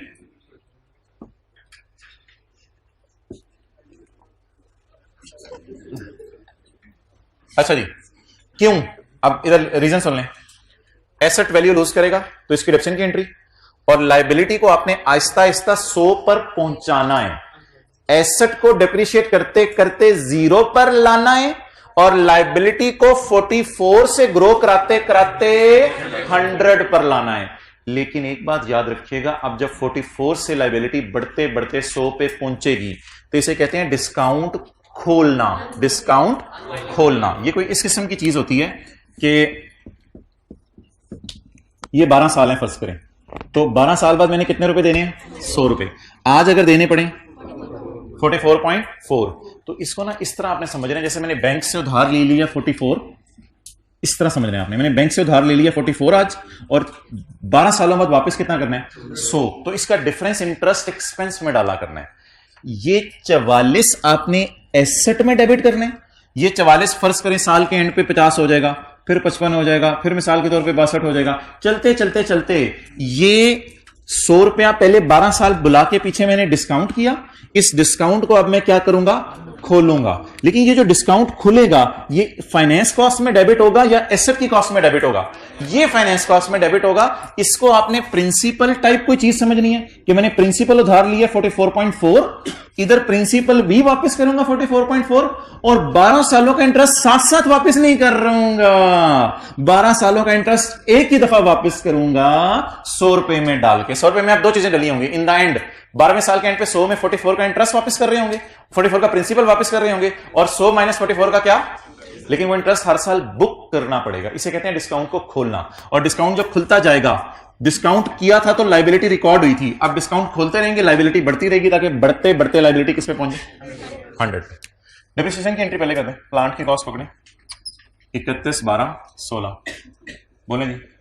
डेप्रिसिएशन डेबिट और अकम्युलेटेड डेप्रिसिएशन क्रेडिट। कॉस्ट इंटू नहीं डिवाइडेड बाय 12 28.7। चलिए जी 31/12/16। डेप्रिसिएशन इंटरेस्ट साथ साथ चलाएं। लाइबिलिटी को मैं खड़ा रहने दूं 44.4 पे, या लाइबिलिटी इन द एंड 100 रुपए पे सेटल होनी है? तो थोड़ा सा बढ़ा लें पहले साल के एंड पे। इसको बैंक लोन टाइप चीज समझे और ये लाइबिलिटी बढ़ाएं। Interest expense in finance cost debit and provision for dismantling credit. ये पे हो गया इंटरेस्ट या 12 साल के एंड पे होगा? समझ ले मैंने 44 का लोन ले लिया, बस इसको निकालेंगे ऐसे 44.4 इंटू 7%, 3.1। जी मैं बताता हूं ये कौन सा साल हो गया 16। मेरा दिल तो चाह रहा था कि आमने सामने करूं ताकि चीजें समझ आए, लेकिन मैं किसी वजह से कर नहीं रहा। अब मेरा जी एंड कौन सा है जी 31/12/17। अगर आप रिदम से चीजें चलाना चाह रहे हैं तो एसेट खरीदने की एंट्री इस साल कोई होगी? रिदम से चीजें चलाना चाह रहे हैं तो अगर मैं यहां एसेट खरीदने की एंट्री करूं, डेप्रिसिएशन की अगले साल एंट्री करूं, इंटरेस्ट की अगले साल एंट्री करूं, मैं इधर करूंगा तो आपको ज्यादा देखने में अच्छा लगेगा। व्हाइट बोर्ड की जगह मुझे उधर चाहिए, इस वजह से मैं नीचे कर रहा हूं। तो ये मैंने क्रॉस लगा दिया, क्यों कि 1 जनवरी 17 को मैंने कोई एंट्री नहीं करनी एसेट खरीदने की। तो ऐसे ही समझने के लिए आप भी कर लें, क्योंकि आज पहली क्लास है। 1 जनवरी 17 को कोई एंट्री नहीं, किस चीज की? एसेट बाय करने की। अब 2 एंट्रीज कर दें, और डेप्रिसिएशन की और इंटरेस्ट की। डेप्रिसिएशन की क्यों? क्योंकि प्लांट वैल्यू लूज कर गया। इंटरेस्ट की क्यों? हम आहिस्ता आहिस्ता लाइबिलिटी पे करने के करीब होते जा रहे हैं, तो लाइबिलिटी बढ़ाते रहें ताकि 44 से ग्रो करके किस पे पहुंच जाए 100 पे। चलें 31/12/17 डेप्रिसिएशन डेबिट और अकम्युलेटेड डेप्रिसिएशन क्रेडिट। जी अमाउंट 28.7। हाँ 28.7। अच्छा, अगर तो ये इंटरेस्ट पे हो जाता ना तो फिर प्रिंसिपल अमाउंट 44 पर ही इंटरेस्ट लगता अगले साल का, लेकिन अभी ये इंटरेस्ट पे नहीं हुआ। अगर पे नहीं हुआ तो कम पाउंड होगा, फिर कम पाउंड होगा। अगर पे हो जाता, अगर मैं ऐसी एंट्री करता प्रोविजन डेबिट कैश क्रेडिट, तो फिर तो ये साथ पे भी हो जाता। अभी पे हो गया या स्टिल पेएबल है? अब जरा मुझे सोच के बताएं, अगले साल का पेएबल 44.4 या 44.4 जमा 3.1 पे कैलकुलेट करूं?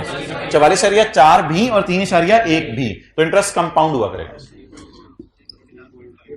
31/12/17 जी इंटरेस्ट एक्सपेंस या फाइनेंस कॉस्ट डेबिट और प्रोविजन फॉर डीकमीशनिंग या डिसमेंटलिंग क्रेडिट। मेंटल या डिसमेंटल? डिसमेंटल। ये मेंटल की भी अगली फॉर्म है। अच्छा बताएं जी 44.4 प्लस 3.1 इंटू 7%, 3.3।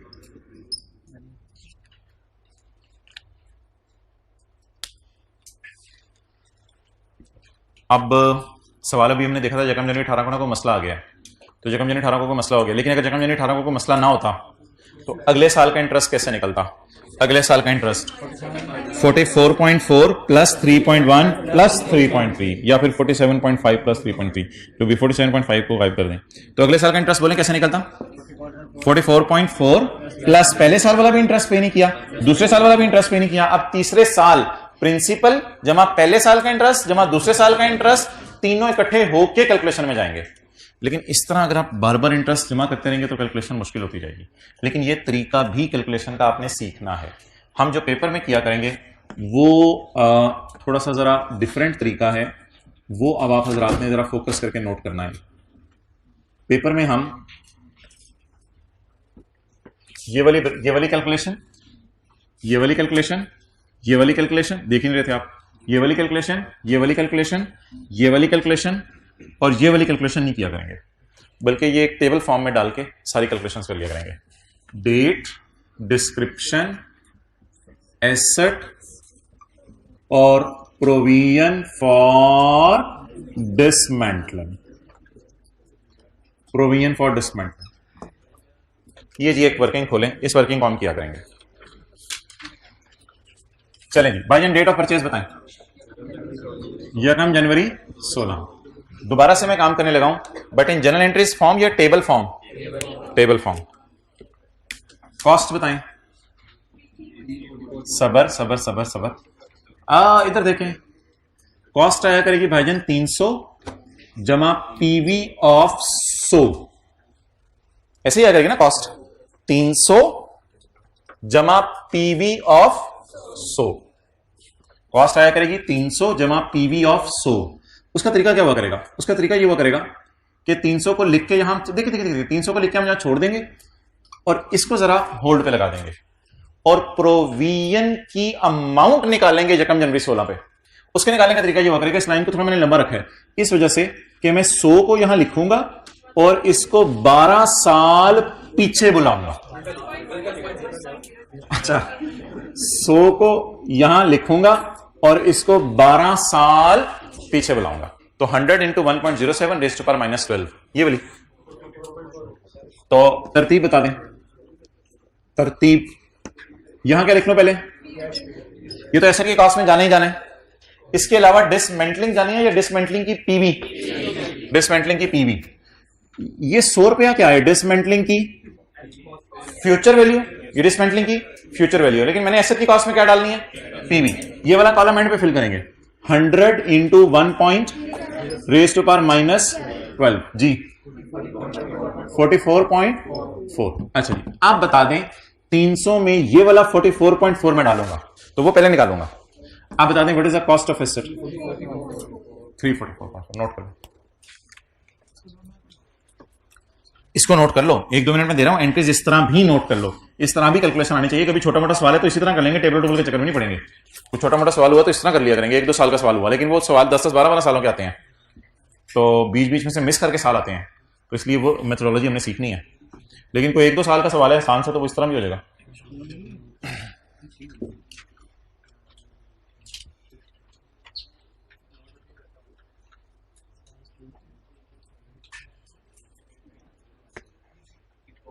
चलें जी, अब आप मुझे एंट्री बताएं क्या बनी। अब इधर से देख के कोई बच्चा एंट्री बता सकता है?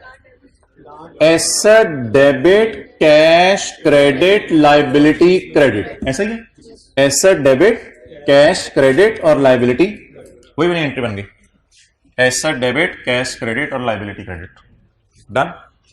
अब 31/12/16, 31/12/16। डिप्रिसिएशन के आगे आपने डेट नहीं लिखनी। डेट लिखे बगैर पहले क्या निकाल लेनी है? ये बात आपको शायद हेल्प आउट करे कल की क्लास में। डेट लिखे बगैर आपने पहले डिप्रिसिएशन निकाल लेनी है। डिप्रिसिएशन भी मैं निकालूंगा और इंटरेस्ट भी निकालूंगा। पहले आप मुझे डिप्रिसिएशन निकलवाएं। Depreciation what is cost? 344.4 into divided by 12 साल। जी बोलें। 28.7। डेप्रीसिएशन के सामने डेट नहीं लिखनी, किसी वजह से कह रहा हूं, वजह भी नहीं बता रहा। डेप्रिसिएशन के सामने डेट नहीं लिखनी और डेट लिखे बगैर डेप्रीसिएशन निकाल लेनी है। डेप्रीसिएशन निकालने के बाद अब आप डेट्स लिख लें, कोई मसला नहीं। 31/12/16। अब आप बीवी का लफ्ज लिखूं या कैरिंग अमाउंट का? कैरिंग अमाउंट का लफ्ज ज्यादा बेहतर है, क्योंकि प्लांट की बीवी हो और प्रोविजन की कैरिंग अमाउंट हो तो दोनों चीजों को साथ साथ लेके चलने के लिए बेहतर है लफ्ज कैरिंग अमाउंट लिख लें इंस्टेड ऑफ बीवी। तो बीवी को साइड पे रखें, सीए को ले आए अब आप। तो ठीक है जी। तो नहीं समझ गया क्या मतलब मैंने कहा बुक वैल्यू को साइड पे रखें और सीए को ले आए। आप समझ रहे हैं बीवी को साइड पे रखें और सीए को ले आए। तो बुक वैल्यू को साइड पे रखें, बेहतर लफ्ज क्या है? सीए। सीए बेहतर लफ्ज है बीवी से। और मतलब ये है कि एसेट की भी कैरिंग अमाउंट होगी और लायबिलिटी की भी कैरिंग अमाउंट होगी ना। दिमाग की गरारी जो है ना हर वक्त, मतलब समझ गए? ठीक है, चलें जी, एसेट की कैरिंग अमाउंट निकालें। 315.7। मोहतरम मुतवज्जे हो जाएं और जल्दी जल्दी जल्दी, रोजा खुलने वाला है, मुतवज्जे हो जाएं इधर। आपने आप एक काम करना है, आपने इस तारीख पे उंगली रखनी है। इस तारीख पे बहुत मजे की बातें हैं, तसल्ली से सुनते रहे। इस तारीख पे उंगली रख के सोचना है, 1 साल गुजर गया है एसेट खरीदे हुए। इट मींस 11 साल बाद डिसमेंटल हो जाना है। Raise to power -11। मैंने यहां ऐसे नहीं किया था, यहां ऐसे नहीं किया था, यहां से नहीं किया था। रेज टू पावर -11 कितने साल बाद डिसमेंटल हो जाना है? 11 साल बाद डिसमेंटल हो जाना है। तो रेज टू पावर -11 जरा ट्राई करें, फिगर क्या है? 40.5। It is opening carrying amount, it is closing carrying amount. Depreciation asset को कम करती है लेकिन इंटरेस्ट लायबिलिटी को बढ़ाता है। बैलेंसिंग निकालें इन दोनों का बैलेंसिंग। 3.1 पुठे तरीके से निकाला मैंने। 3.1 सीधे तरीके से भी निकल सकता था, मैंने पुठे तरीके से निकाला। सीधा तरीका क्या था? हिम्मत हिम्मत हौसला। सीधा तरीका क्या था? सीधा तरीका क्या था? सीधा तरीका क्या था? 44.4 इंटू 7%।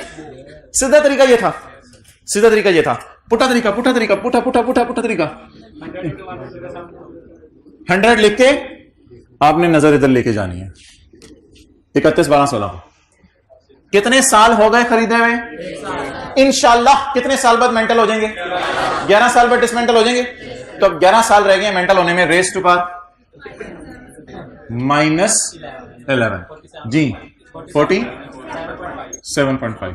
बैलेंसिंग 3.1। 28.7 की एंट्री बताएं। Depreciation debit, accommodation credit. 3.1 की एंट्री बताएं। लायबिलिटी क्रेडिट हो रही है, लायबिलिटी क्रेडिट, तो इंटरेस्ट एक्सपेंस डेबिट। दूसरा साल आपने खुद ही करना है, वो जरा कर लें, फिर मैं एहतियातें कुछ दोबारा बतानी है आपको। दूसरा साल खुद ही कर लें। Depreciation / interest. डेप्रिसिएशन वही 28.7 है।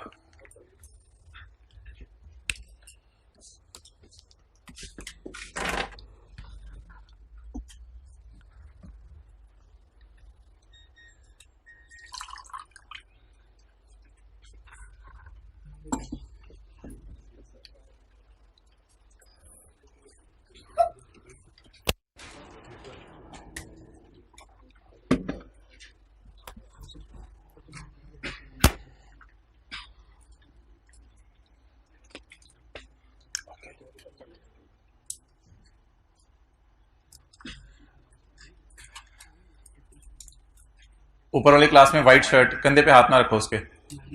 चलो बैग पकड़ा, कैलकुलेटर निकाल रहे हो, जल्दी निकालो।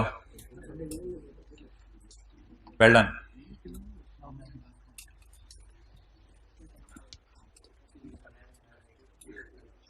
ये जो कल जिन भाई ने माइक पकड़ा हुआ था उनको जरा माइक दें। क्या नाम है उनका? दानियाल भाई को माइक दिया जाए जी।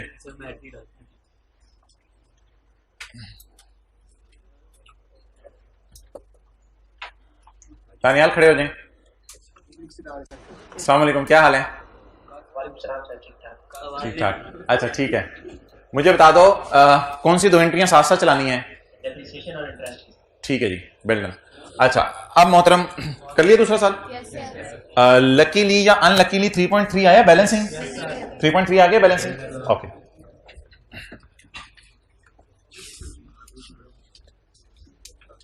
माइक अपने पास ही रखें ऑफ करके। समझ आ गया आपको? बातें भी आसान है, थोड़ी थोड़ी एहतियातें सुन लें, थोड़ी थोड़ी एहतियातें। Date of purchase 1 January 2016। यहां क्या लिखूं? Cost is sum of purchase price plus present value of decommissioning. Cost is sum of purchase price plus present value of decommissioning. What is the future value of decommissioning after 12 years? 100. What is its present value today? कितने साल हैं dismantle होने में भी? 12 साल. 44 point. तो cost is sum of actual cost plus present value of decommissioning, that is 344.4. Asset debit, cash credit, provision for decommissioning credit. Depreciation निकालते हुए डेट नहीं लिखनी, पहले डेप्रिसिएशन निकाल लेनी है. मुस्कुराना. डेप्रिसिएशन निकालते हुए डेट नहीं लिखनी, पहले डेप्रिसिएशन निकाल लेनी है. Cost divided by 12. जी 28.7. जब 28.7 के 7 की ब्रैकेट क्लोज हो जाए, अब धड़ाधड़ डेट्स लिखें, कोई मसला ही नहीं. आपको 31/12/16. तो it is the date of depreciation.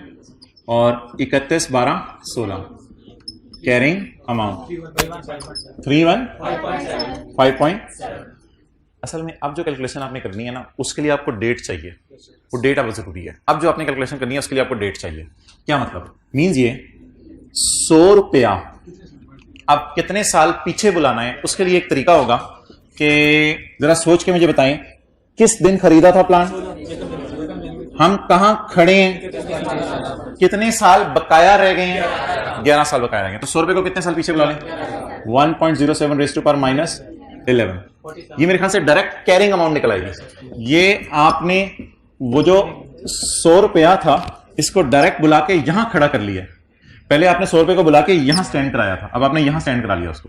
Ji 47.5. It can be balancing 3 point. इसका नाम स्लैश इंटरेस्ट. अब एंट्रीज 2 बता दें. 28 से 7 रुपए की डेप्रिसिएशन डेबिट, अकाउंटेशन क्रेडिट. इसकी अब जरूरत नहीं पड़ेगी पेपर में, इसकी भी जरूरत नहीं पड़ेगी. Interest expense debit, for decommissioning credit. चलें जी आगे.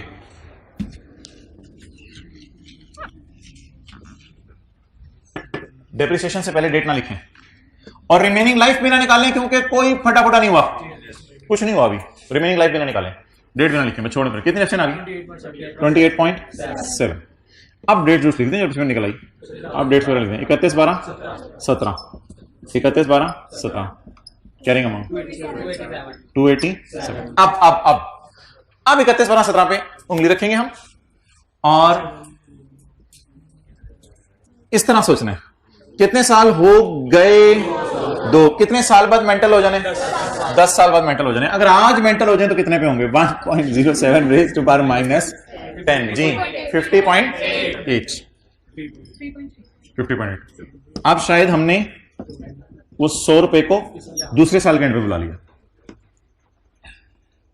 जी बैलेंसिंग 3 पॉइंट. ये बढ़ रही है, लाइबिलिटी ग्रो होते होते होते 44 का दरख्त था, बीज डाला, वो सॉरी फल निकला, फल निकलते 100 रुपए पहुंच जाएगा. तो ये 50.8 निकल आई. इससे ये बैलेंसिंग आई. आप बता दें डेप्रिसिएशन की एंट्री. डेप्रिसिएशन डेबिट, अकाउंटेशन क्रेडिट, और interest debit, provision for decommissioning. अच्छा भला चल रहे थे, 12 साल इसी तरह चलते रहते, लेकिन रास्ते में रोड़े आ गए.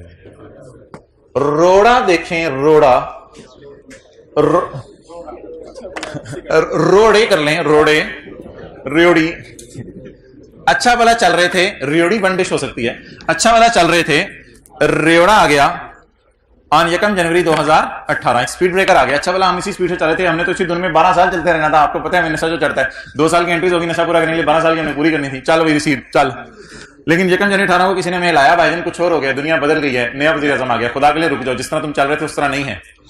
On 1 January 18 estimate is revised and future dismantling महंगी हो गई. अब मेंटल भी महंगे होते हैं, तो कितने रुपए की मेंटलिंग होनी है? और डिस्काउंट रेट क्या हो गया? बिस्मिल्लाहिर्रहमानिर्रहीम. भाईजान उस क्लास में माइक ऑन करें और ये कलर बताएं. उस क्लास चुप अच्छा ठीक है, अल्लाह आपको नसीब करे. ये देखें, ये अब आप होल्ड करें और ये होल्ड करके अब आप यकम बोले बोले बोले बोले कब कैलकुलेशन करने लगे? यकम जनवरी 18 पे खड़े हो। यकम जनवरी 18 पर अब आप खड़े होंगे और यकम जनवरी 18 पे खड़े होकर एक लाइन में खाली छोड़िए, रिवाइज करें अपनी कैरिंग अमाउंट्स को। एक पता है डिग्री आई भी रिवाइज सीए। अच्छा, तो अब आप अपनी कैरिंग अमाउंट्स पे क्या करें? रिवाइज करें। ठीक है जी।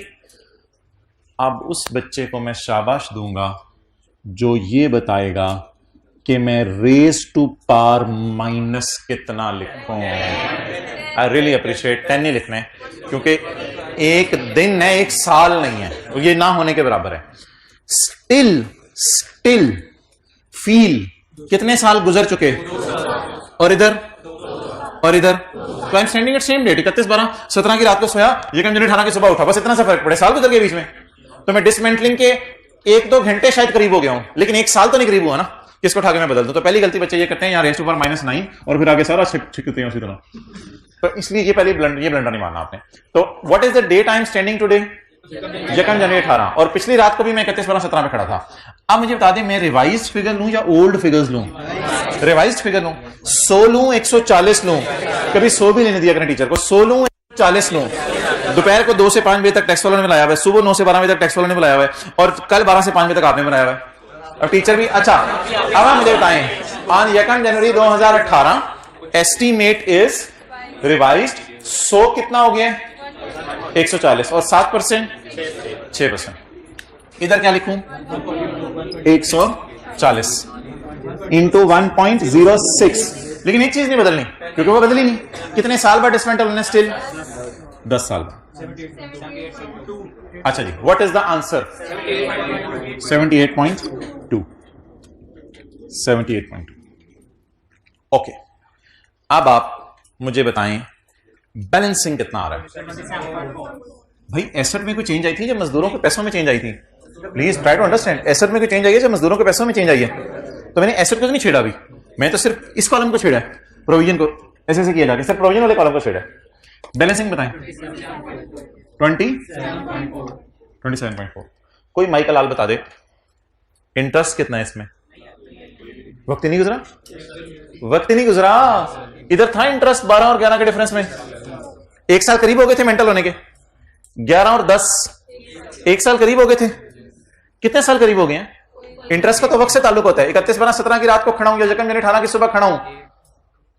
31/12/17 की रात को खड़ा हूं या यकम जनवरी 18 की सुबह को खड़ा हूं? इंटरेस्ट पे तो कोई फर्क शायद आ जाके फिर फर्क कहां डालें हम? ये जो लाइबिलिटी बढ़ गई है ना मेरी, 27.4 हो गई है। 27.4 से मेरी लाइबिलिटी बढ़ी है या 40 रुपए से बढ़ी है? 40 रुपए से फ्यूचर वैल्यू के एतबार से बढ़ी है, प्रेजेंट वैल्यू के एतबार से कितनी बढ़ी है? ये लाइबिलिटी का बढ़ना इंटरेस्ट में डालूं ना डालूं, ये जरा मुझे बता दें, क्यों ना डालूं? जब ये लाइबिलिटी वक्त गुजरने की वजह से नहीं बढ़ी। जब लाइबिलिटी पहली दफा रिकॉर्ड की थी तो वो भी मजदूरों के पैसे मांगने की वजह से रिकॉर्ड की थी और वो एसेट में डाली थी। आज जब लाइबिलिटी बढ़ रही है तो ये वाली जो लाइबिलिटी मैं आपको शो कर रहा हूं, ये वक्त गुजरने की वजह से नहीं बढ़ रही, ये भी मजदूरों के पैसे मांगने की वजह से बढ़ रही है। तो it will hit the asset account. ये किसको हिट करेगी? एसेट अकाउंट को। और मुझे उम्मीद है आप इंटरेस्ट तो इधर वैसे भी नहीं कैलकुलेट करके आएंगे क्योंकि आपको फील हो जाएगा अभी तो वक्त गुजरा नहीं, तो इंटरेस्ट किस चीज का? तो यहां क्या लिखूं आप? यकम जनवरी 18। इसको कहते हैं change in estimate. Change in estimate. आइए सेट पढ़ा है ना आपने, change in estimate. Retrospective deal ना करें, यानी ये मत सोचें पिछले सालों में क्या हो गया, बस इस साल और अब अगले साल में इसको चेंज करें। रिट्रोस्पेक्टिवली डील ना करें।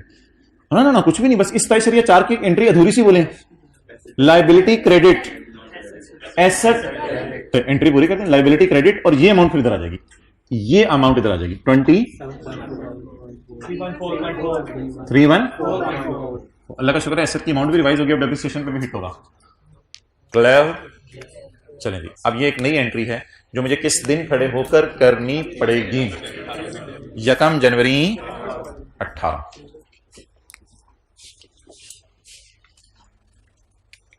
इसके सामने कर दूं? हाँ, इसके सामने मैं कर देता हूं क्योंकि पहली दफा ऐसा खरीदा था तब भी लाइबिलिटी बढ़ी थी, आज मजदूरों ने ज्यादा पैसे मांगे तब भी लाइबिलिटी बढ़ी, क्योंकि अभी 18 की 2 एंट्रीज मेरी रहती हैं। वो तो रोड़ा आ गया ना बीच में। रोड़ा किस दिन आया? यकम जनवरी 18 को आया रोड़ा।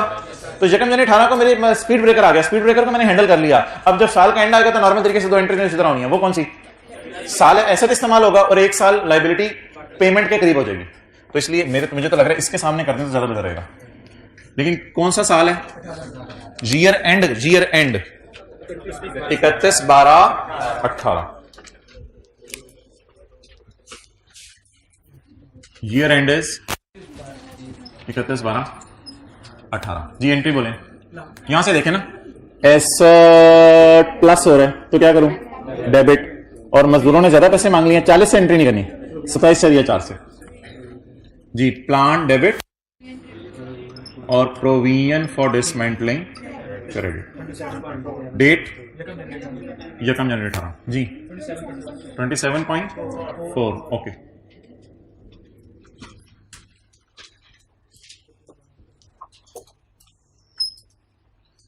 फिर ये अब आपका इम्तिहान है। सबको ट्राई करने दो। डिप्रिसिएशन निकाल दें और 31/12/18 के साल का इंटरेस्ट निकाल दें।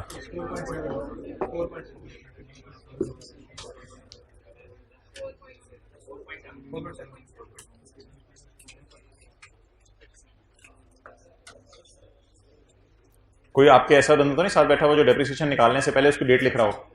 ऐसा ना करने दीजिएगा, डिप्रिसिएशन निकालने से पहले डेट ना लिखने दीजिएगा। पहले डिप्रिसिएशन निकाल ले फिर डेट लिख ले, वरना कंफ्यूजन आ जाएगी, रिमेनिंग लाइफ आप गलत निकाल लेंगे। बड़े बड़े लोग हैं आज माशाल्लाह। यार इधर आ, इधर। हाँ जल्दी आ, इसने भी एफर्ट फर्स्ट टाइम में निकाला है। आ जाओ। तू कभी गायब भी हो जाता था क्लास में, क्या किया था जरा इनको बताओ। आखिरी दिनों में क्या किया था? कितने सवाल करके आए थे? वालेकुम अस्सलाम। क्या है सर? ठीक, जल्दी करना। अच्छा, कंसोलिडेशन वाला सवाल कितना किया था? सारा किया था। कितने % सही हुआ होगा? 80-85। उससे पहले आपने पास पेपर किए थे घर में इसके सारे, एक सिटिंग में या कई सिटिंग्स में? नहीं सर, वो जो आपने करवाए थे ना पास पेपर, उन्हीं की रिवीजन वगैरह की थी। सारे पास पेपर जो 5-4 राम सवाल थे वो एक सिटिंग में नहीं किए थे? नहीं, प्रैक्टिस आखिर पे की। IS12 का सवाल कितने % किया था? वो भी सर 90%। 90% किया था। ये क्या वजह है? वो सवाल क्यों 90%, ये 2 हुए? परसेंटेज बता रहा हूँ जो मतलब अच्छा ठीक है। और लीज का सवाल पूरा पेपर मैंने 100% ही किया था। अच्छा, लीज के सवाल में आपके क्या ख्याल था, कितने % आपके मार्क्स आ जाएंगे? लीज में सर थोड़ी कंफ्यूजन थी क्योंकि वो टेक्निकल था थोड़ा सा। ठीक है, फिर क्या किया टेक्निकल को? हैंडल किया सर। नहीं, हैंडल का तरीका बताओ ना। हैंडल सर प्रैक्टिस की हो तो हैंडल हो जाता है। ठीक है। और उसके लिए जरूरी है कि क्लासेस ली हो सर। अच्छा ठीक है। और उसके बाद कौन सा सवाल ऐसा था जो आपने रिक्वायर्ड टाइम से ज्यादा लिया टाइम्स में? सर वो यही था, लीज ही था। लीज वाला था। yes, ठीक है। और जो बाकी सवाल थे छोटे छोटे जो 8 नंबर के आते हैं, कोई FRS 9 में से आया हुआ था? वो सर पूरे टाइम FRS 9 वाला सवाल किया था, वो जो रेक्टिफाइंग एंट्रीज था? किया था। अच्छा, और कौन सा सवाल था? बाकी सर पूरे टाइम पे किया था। और उसके अलावा वो था। अच्छा, जब कोई टाइम खत्म हो जाता था तो सवाल छोड़ के अगले पे चले जाते थे? ऐसे किया, पूरा पेपर ही ऐसे किया। पूरा पेपर ही ऐसे किया? एक्सेलेंट यार। यानी कि टाइम खत्म हो गया, सवाल अधूरा छोड़ के चले गए। मैंने कोई क्वेश्चन भी मतलब फर्स्ट अटेम्प्ट में पूरा नहीं किया। जी बिल्कुल, ठीक है। कोई सवाल भी पूरा नहीं किया, ऐसे बच्चे चाहिए। मैं सीरियसली बता रहा हूँ, ऐसे बच्चे चाहिए। हाँ जी। बाकी पेपर पास करने के लिए सिर्फ सर एक ही सजेशन है, वो ये कि जो आता है वो करते जाओ, आगे निकलते जाओ, पेपर पास हो जाएगा। क्योंकि जो सर ने करवाया था वही आता है। नहीं, ये बात छोड़, ये ओके, आगे चलें जी। पता चले कुछ छोड़ो दे। अच्छा चलें जी, डेप्रिसिएशन की और इंटरेस्ट की एंट्री बता दें। डेप्रिसिएशन की और इंटरेस्ट की एंट्री। डेप्रिसिएशन की एंट्री से पहले क्या नहीं लिखनी? डेट नहीं लिखनी। डेप्रिसिएशन की एंट्री से पहले डेट नहीं लिखनी। यार अब 344 तो नहीं पकड़ सकते। अब 31 थोड़ी सी एहतियात की जरूरत है। इधर थोड़ी सी एहतियात की जरूरत है अब्दुल्ला। एहतियात ये करनी है कि अब आपने यहां खड़े होकर सोचना है कि 2 साल गुजर चुके हैं तो रिमेनिंग लाइफ 10 साल है। एक ये तरीका सोचने का। दूसरा तरीका ये सोचने का कि 2 दफा डेप्रिसिएशन चार्ज कर ली है, अभी 10 दफा और करनी है। ऐसा ही है। लेकिन मैं ये सजेशन दूंगा कि डेप्रिसिएशन के सामने डेट ना लिखें, गलत रिमेनिंग लाइफ निकालेंगे आप। डेप्रिसिएशन के सामने डेट ना लिखें और जिस प्राइस को डेप्रिशिएट करना है उसके सामने वाली डेट देखें। जी कितने साल हो गए हैं डेप्रिशिएट होते हुए? 2। टोटल कितने होने हैं? 12, बकाया 10। तो 10 साल के ऊपर आप इसको डेप्रिशिएट करेंगे। इसी तरह किया था आप लोगों ने। कितने लोगों ने रिमेनिंग लाइफ गलत ली थी? गलत ले ली थी। गलत लेने की वजह से ये होगी, डेट आपने पहले लिख दी होगी इधर। अच्छा जी बोलें। 31.4। अगली जी, अब आप जैसे ही डिफरेंस निकाल लेना, आप डेट्स लिखें, क्योंकि जो अगली फिगर निकालनी है ना वो आपने इंटरेस्ट की नहीं निकालनी, वो आपने क्लोजिंग निकाल के इंटरेस्ट निकालना है। तो इसलिए आप ऐसा करें, डेट्स वगैरह लिखें, वरना आगे चल नहीं सकेगा काम। 31 12 18, 31 12 18, CA 283। अच्छा मोहतरम, आप ऐसा करें कि कैरी डाउन्स निकालते हैं हम या इंटरेस्ट निकाल रहे हैं? कैरी डाउन्स निकाल के इंटरेस्ट बैलेंसिंग निकाल रहे हैं जी। 140 को उठा लूं इसी तरह, 1.06, ये भी इसी तरह उठा लूं। पूरा 16, पूरा 17, पूरा 18, कितने साल हो गए? 3 साल हो गए। बकाया साल 9 साल। 9 साल बाद हमने प्लांट को डिसमेंटल कर लिया। 82.9। चले, क्या इंटरेस्ट बुक करना चाहिए क्योंकि साल गुजर गया? क्या डेप्रिसिएशन इंटरेस्ट को साथ साथ चलाना है? जी, डेप्रिसिएशन इंटरेस्ट को साथ साथ चलाना है। 4.7 जी, ये दो एंट्रीज करवा दें। 31.4, 31 12, 31.4 और 31 12, इंटरेस्ट एक्सपेंस डेबिट और प्रोविजन फॉर डिसमेंटलिंग 4.7।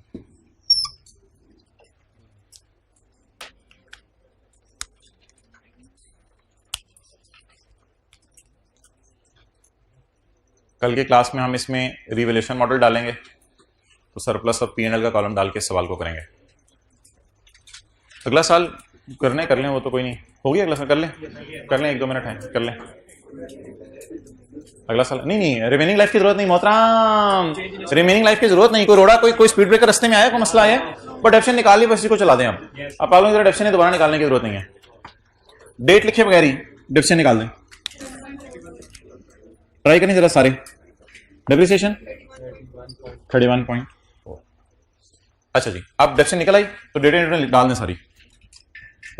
कोई स्पीड ब्रेकर आया नहीं, इसलिए डेप्शन में दोबारा नहीं निकाल रहा, डेप्शन वही वाली यूज कर रहा हूं।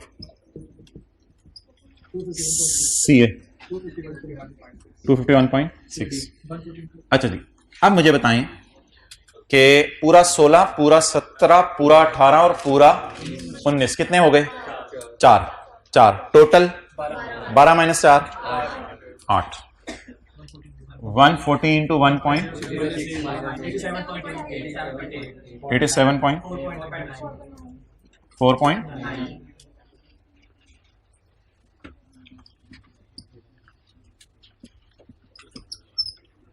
यार आपने MCQ सारे किए थे या कोई छोड़े भी थे? भाईजान जो पास हुए MCQ सारे किए थे या छोड़े थे? कोई पेपर 100% किया था। अच्छा, वो भाई पूछ रहे टेस्ट दिया करते थे आप?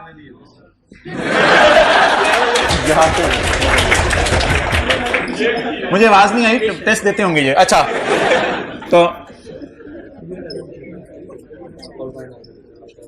4.9 ठीक है जी, 7 वाले को ले दें, कोई होमवर्क नहीं, घर में जाके यही सवाल करें बस।